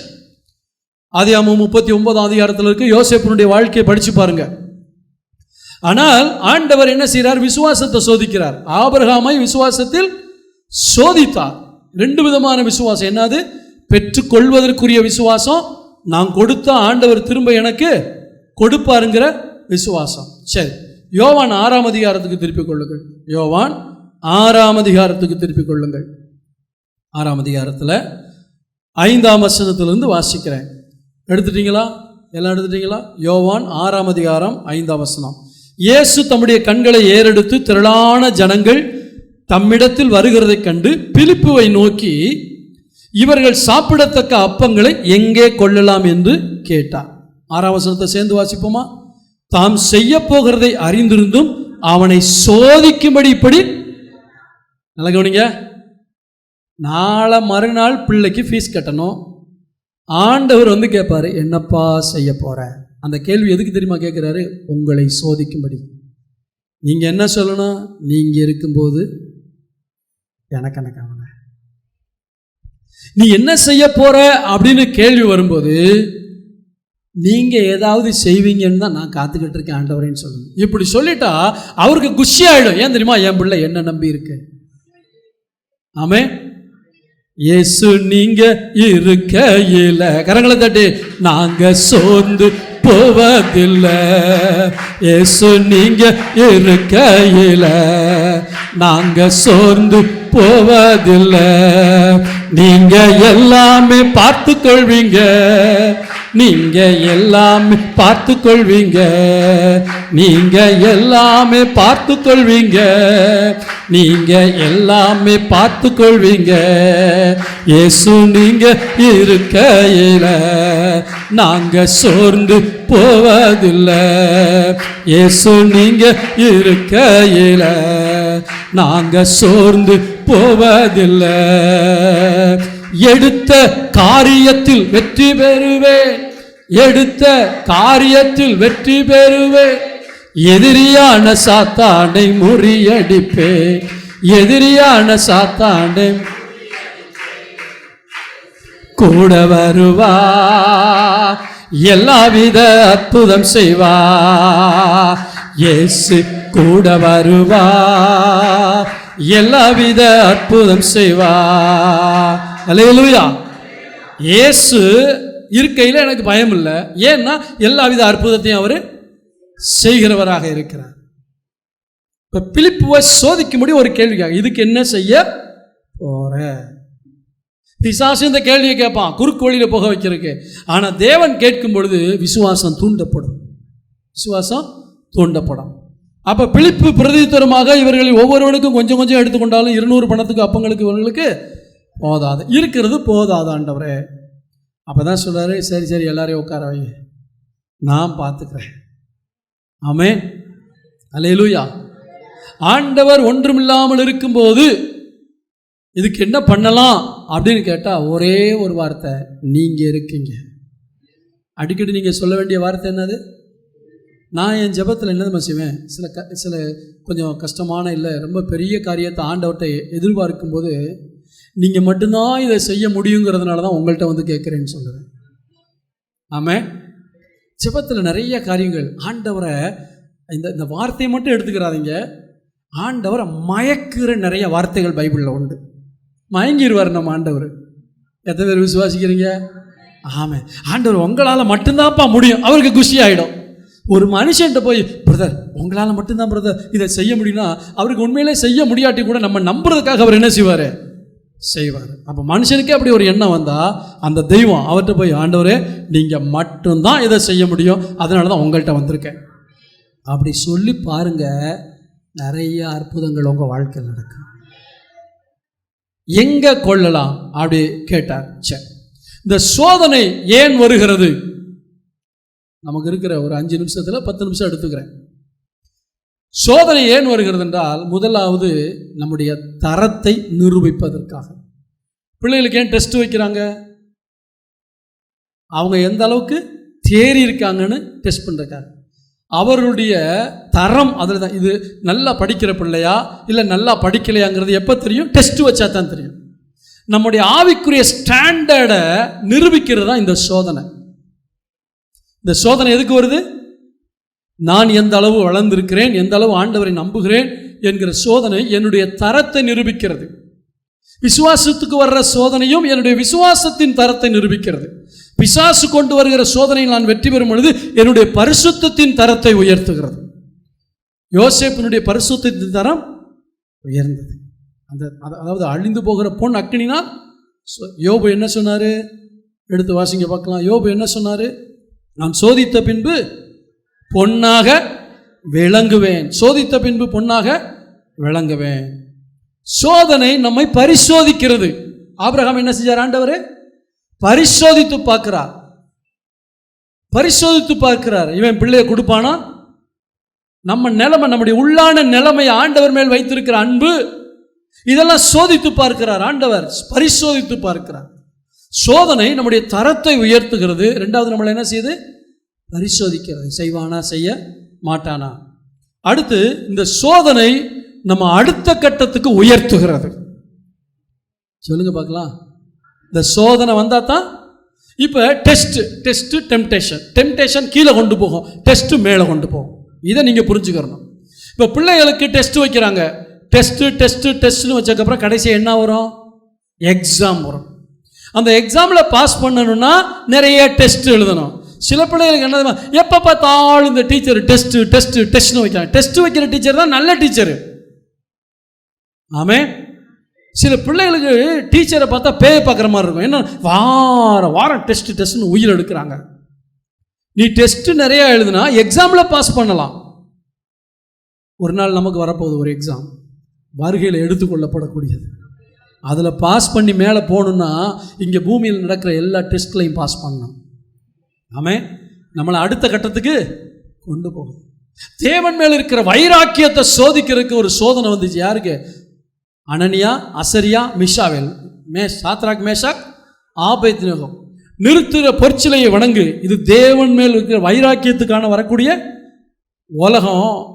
இந்த கலாச்சாரங்கிற பேரில் இருக்கிற வழிபாட்டுக்குள்ளே இழுக்க பார்க்கும். கலாச்சாரம் தவறு அல்ல. இன்றைக்கி நிறைய பெந்தகோஸ்தே பாஸ்ட்டுங்க கலாச்சாரத்தையே தப்பாக கற்றுக் கொடுத்துருந்தனால சில பெந்தகோஸ்தே பாஸ்ட்டுங்க அப்படியே யோசிப்பாங்க. நேற்றைக்கு ஒரு வீடு பிரதிஷ்டை பண்ணினார்கள். அங்கே போனோம், குத்து விளக்கு ஏற்றுனாங்க. குத்து விளக்கை பார்த்த உடனே எத்தனை பேருக்கு உள்ளேருந்து ஒரு வெறுப்பு வந்துச்சு, என்னங்கிறது தெரியல. அந்த குத்து விளக்கை கொண்டு வந்த உடனே எனக்கு வந்த யோசனை தெரியுமா? என் ஆண்டவர் 7 பொன் குத்து விளக்கு மத்தியில் உலாவுகிறவன். ஆமே. என்னுடைய ஆண்டவர் 7 பொன் குத்து விளக்கு மத்தியில்.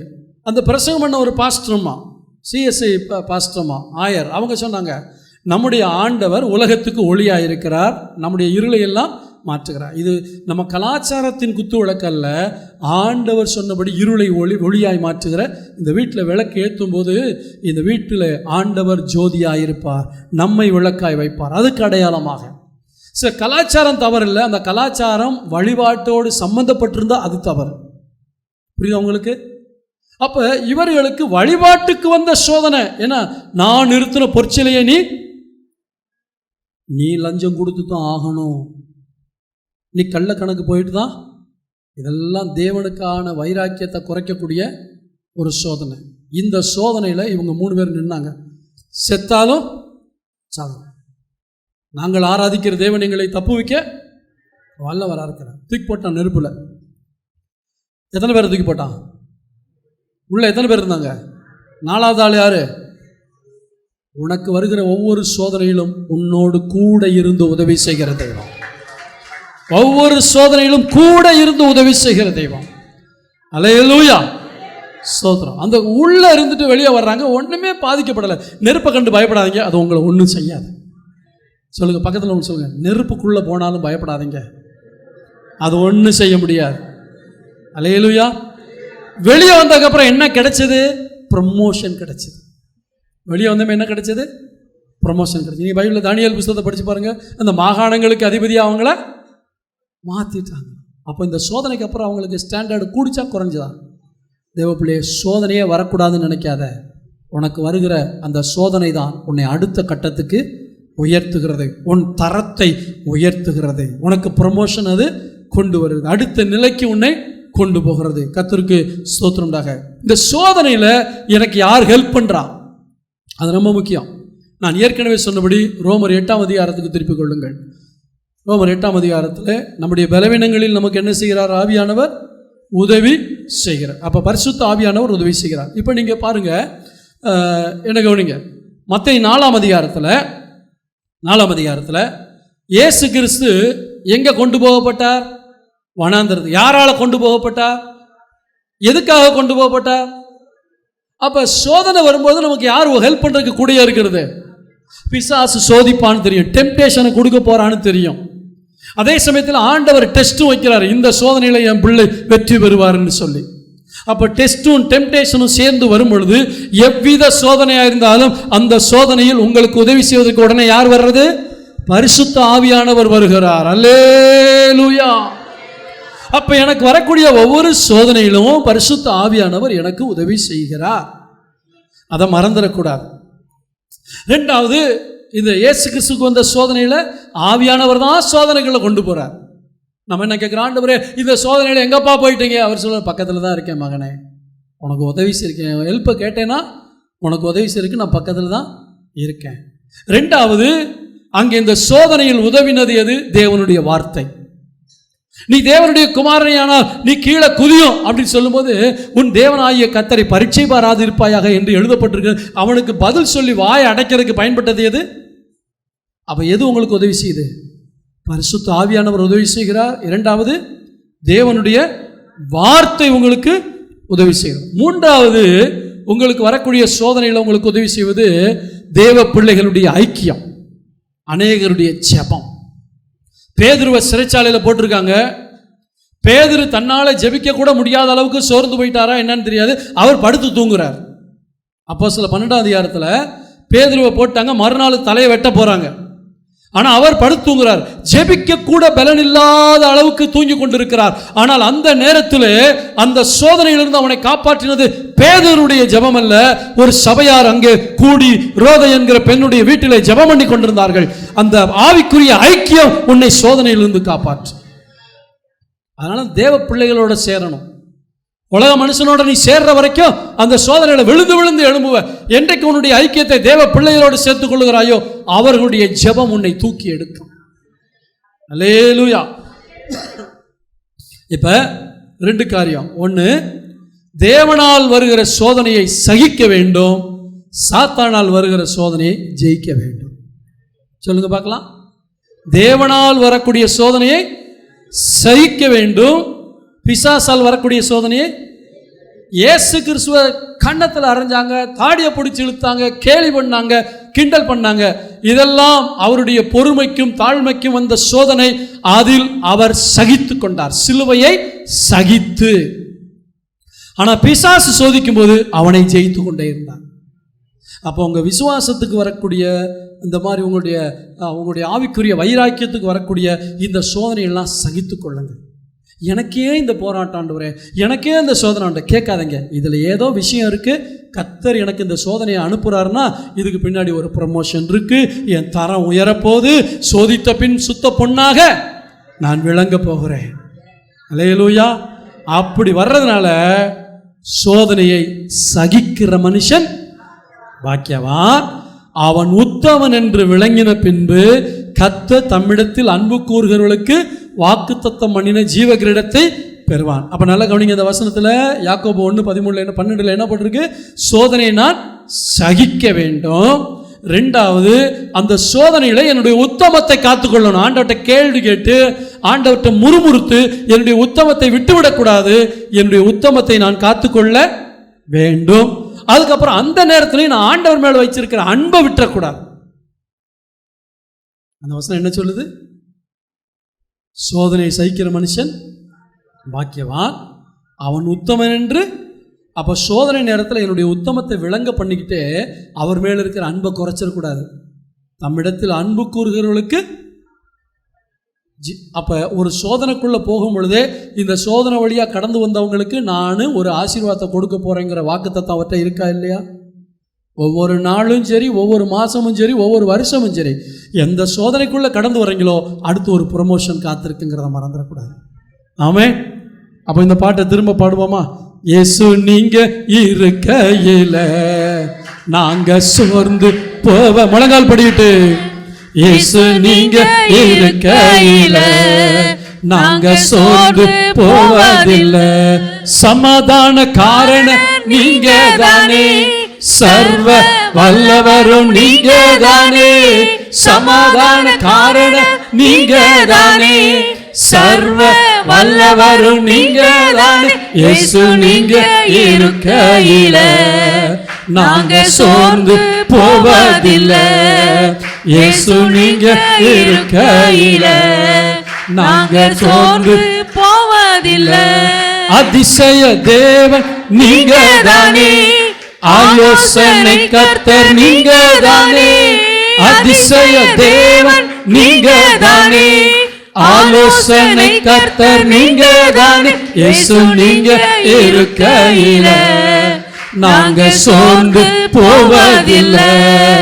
இயேசு நீங்க இருக்கையில நாங்க சோர்ந்து போவதில்லை. எத்தனை பேர் விசுவாசிக்கிறீங்க? நான் போகும் வழியே அவர் அறிவார். நான் என்ன பாதையில் போய்கிட்டு இருக்கேன்னு அவருக்கு தெரியும். நான் சோதிக்கப்பட்ட பின்பு பொன்னாக விளங்குவேன். என்னுடைய ஸ்டாண்டர்ட் உயரும். ஹalleluya. என்னுடைய ஆவிக்குரிய தரம் உயரும்.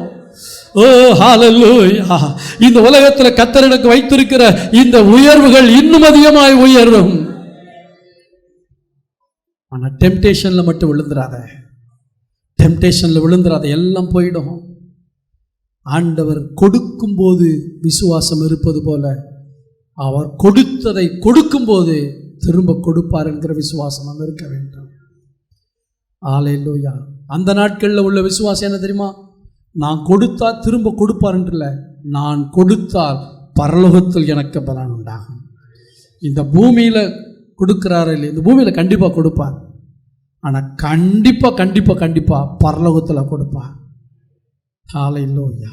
தேவ பிள்ளைகளே, இந்த தேவன் என்றென்றைக்கும் உள்ள சதா காலங்களிலும் நம்முடைய தேவன் சோதிக்கப்படுகிறவர்களுக்கு உதவி செய்கிறது. சோதனையில் உதவி செய்யும் தெய்வம் நம்முடைய ஆண்டவராய் இயேசு. கரங்களை உயர்த்தி ஆண்டவர்கிட்ட கேளுங்க, எனக்கு வர்ற ஒவ்வொரு சோதனையிலும் நான் வெற்றி பெற எனக்கு உதவி செய்யப்பா. வெற்றி பெறுவதற்கு பரிசுத்தவான்களுடைய ஐக்கியத்தை வச்சுருக்கீங்க. வெற்றி பெறுவதற்கு தேவனுடைய வார்த்தையை வைத்திருக்கீங்க. வெற்றி பெறுவதற்கு பரிசுத்த ஆவியானவரை வைத்திருக்கீங்க. இதெல்லாம் நான் மறந்துட்டு சூழ்நிலைகளுக்குள்ளே விழுந்துடக்கூடாது. துன்மார்க்கனுடைய ஆலோசனைகளை நான் போயிடக்கூடாதுப்பா. எனக்கு உதவி செய்யுங்க. நான் ஏற்கனவே பொண்ணாக தான் இருக்கேன், இன்னும் என்னை புடமிட்டு சுத்த பொண்ணாக மாற்றுங்க ஆண்டவரே. இங்கே இருக்கவங்கெல்லாம் நீங்கள் பாவிகள் கிடையாது, தேவனுடைய பிள்ளைகள், இயேசுனுடைய இரத்தத்தால் மீட்கப்பட்டவர்கள். ஆனால் உங்களை கரப்படுத்துறதுக்கு நிறையா காரியங்களை பிசாசு கொண்டு வருவான். வெள்ளியில் களிம்பை கொண்டு வந்து சேர்க்க பார்ப்பான். ஆண்டவர் சொல்ல, அதை நீக்கிவிடு, நல்ல உடைமை உண்டாகும், உன்னை நல்லா பயன்படுத்துவேன், நல்ல உருவாக்குவேன், நீ சோதித்த பின்பு சுத்த பொண்ணாக விளங்குவாய். நல்ல பிதாவே கொடுத்த வார்த்தைகளுக்காய் ஸ்தோத்திரம். ஆபிரகாமை சோதித்தீர், பிலிப்புவை சோதித்தீர் ஆண்டவரே. அந்த சோதனையில் அவர்கள் ஆபிரகாம் வெற்றி பெற்றதை நாங்கள் பார்த்தோம். ஸ்தோத்திரம் ஐயா. எங்களுக்கு வருகிற சோதனையில், விசுவாசத்துக்கு வருகிற சோதனையில், தாழ்மைக்கும் அன்புக்கும் பொறுமைக்கும் வருகிற சோதனையில் நாங்கள் ஜெயிக்க உதவி செய்யும். ஜெயிக்க வைப்பதற்கு ஆவியானவர் காத்து கொண்டு இருக்கிறது, வேத வசனங்கள் காத்து கொண்டு இருக்கிறது, பரிசுத்தவான்களுடைய ஐக்கியம் காத்து கொண்டு இருக்கிறது. அதுக்காய் ஸ்தோத்திரம். பிசாசு கொண்டு வருகிற அந்த டெம்டேஷனில் உடைய பிள்ளைகள் ஜெயமுள்ளவர்களாய் வாழ, எப்பொழுதும் பரிசுத்த ஆவியில நிரம்பி வைராக்கியம் உள்ளவர்களாய் வாழ்ந்து ஜெயமெடுக்க உதவி செய்யும். நீர் கொண்டு வருகிற, நீர் வைக்கிற சோதனையை நாங்கள் சகிக்கவும், சத்துரு கொண்டு வருகிற சோதனையை ஜெயிக்கவும் உடைய பிள்ளைகளுக்கு பலன் தாரும், ஆசீர்வதியும். இயேசுவின் நாமத்தில் பிதாவே, ஆமென். என் ஆத்துமாவே கர்த்தரை ஸ்தோத்திரி, என் முழு உள்ளவருடைய பரிசுத்த நாமத்தை ஸ்தோத்திரி. என் ஆத்துமாவே கர்த்தரை ஸ்தோத்திரி, அவர் செய்த சகல உபகாரங்களை மறவாதே. ஆமென். நம்முடைய கர்த்தராகிய இயேசு கிறிஸ்துவின் கிருபை, பிதாவாகிய தேவனுடைய அன்பு, பரிசுத்த ஆவியானுடைய அன்யோன்ய ஐக்கியம் நம் அனைவரோடும் அவருடைய வருகை வரைக்கும் என்னைக்கும் தங்கியிருப்பதாக. ஆமென். God bless you.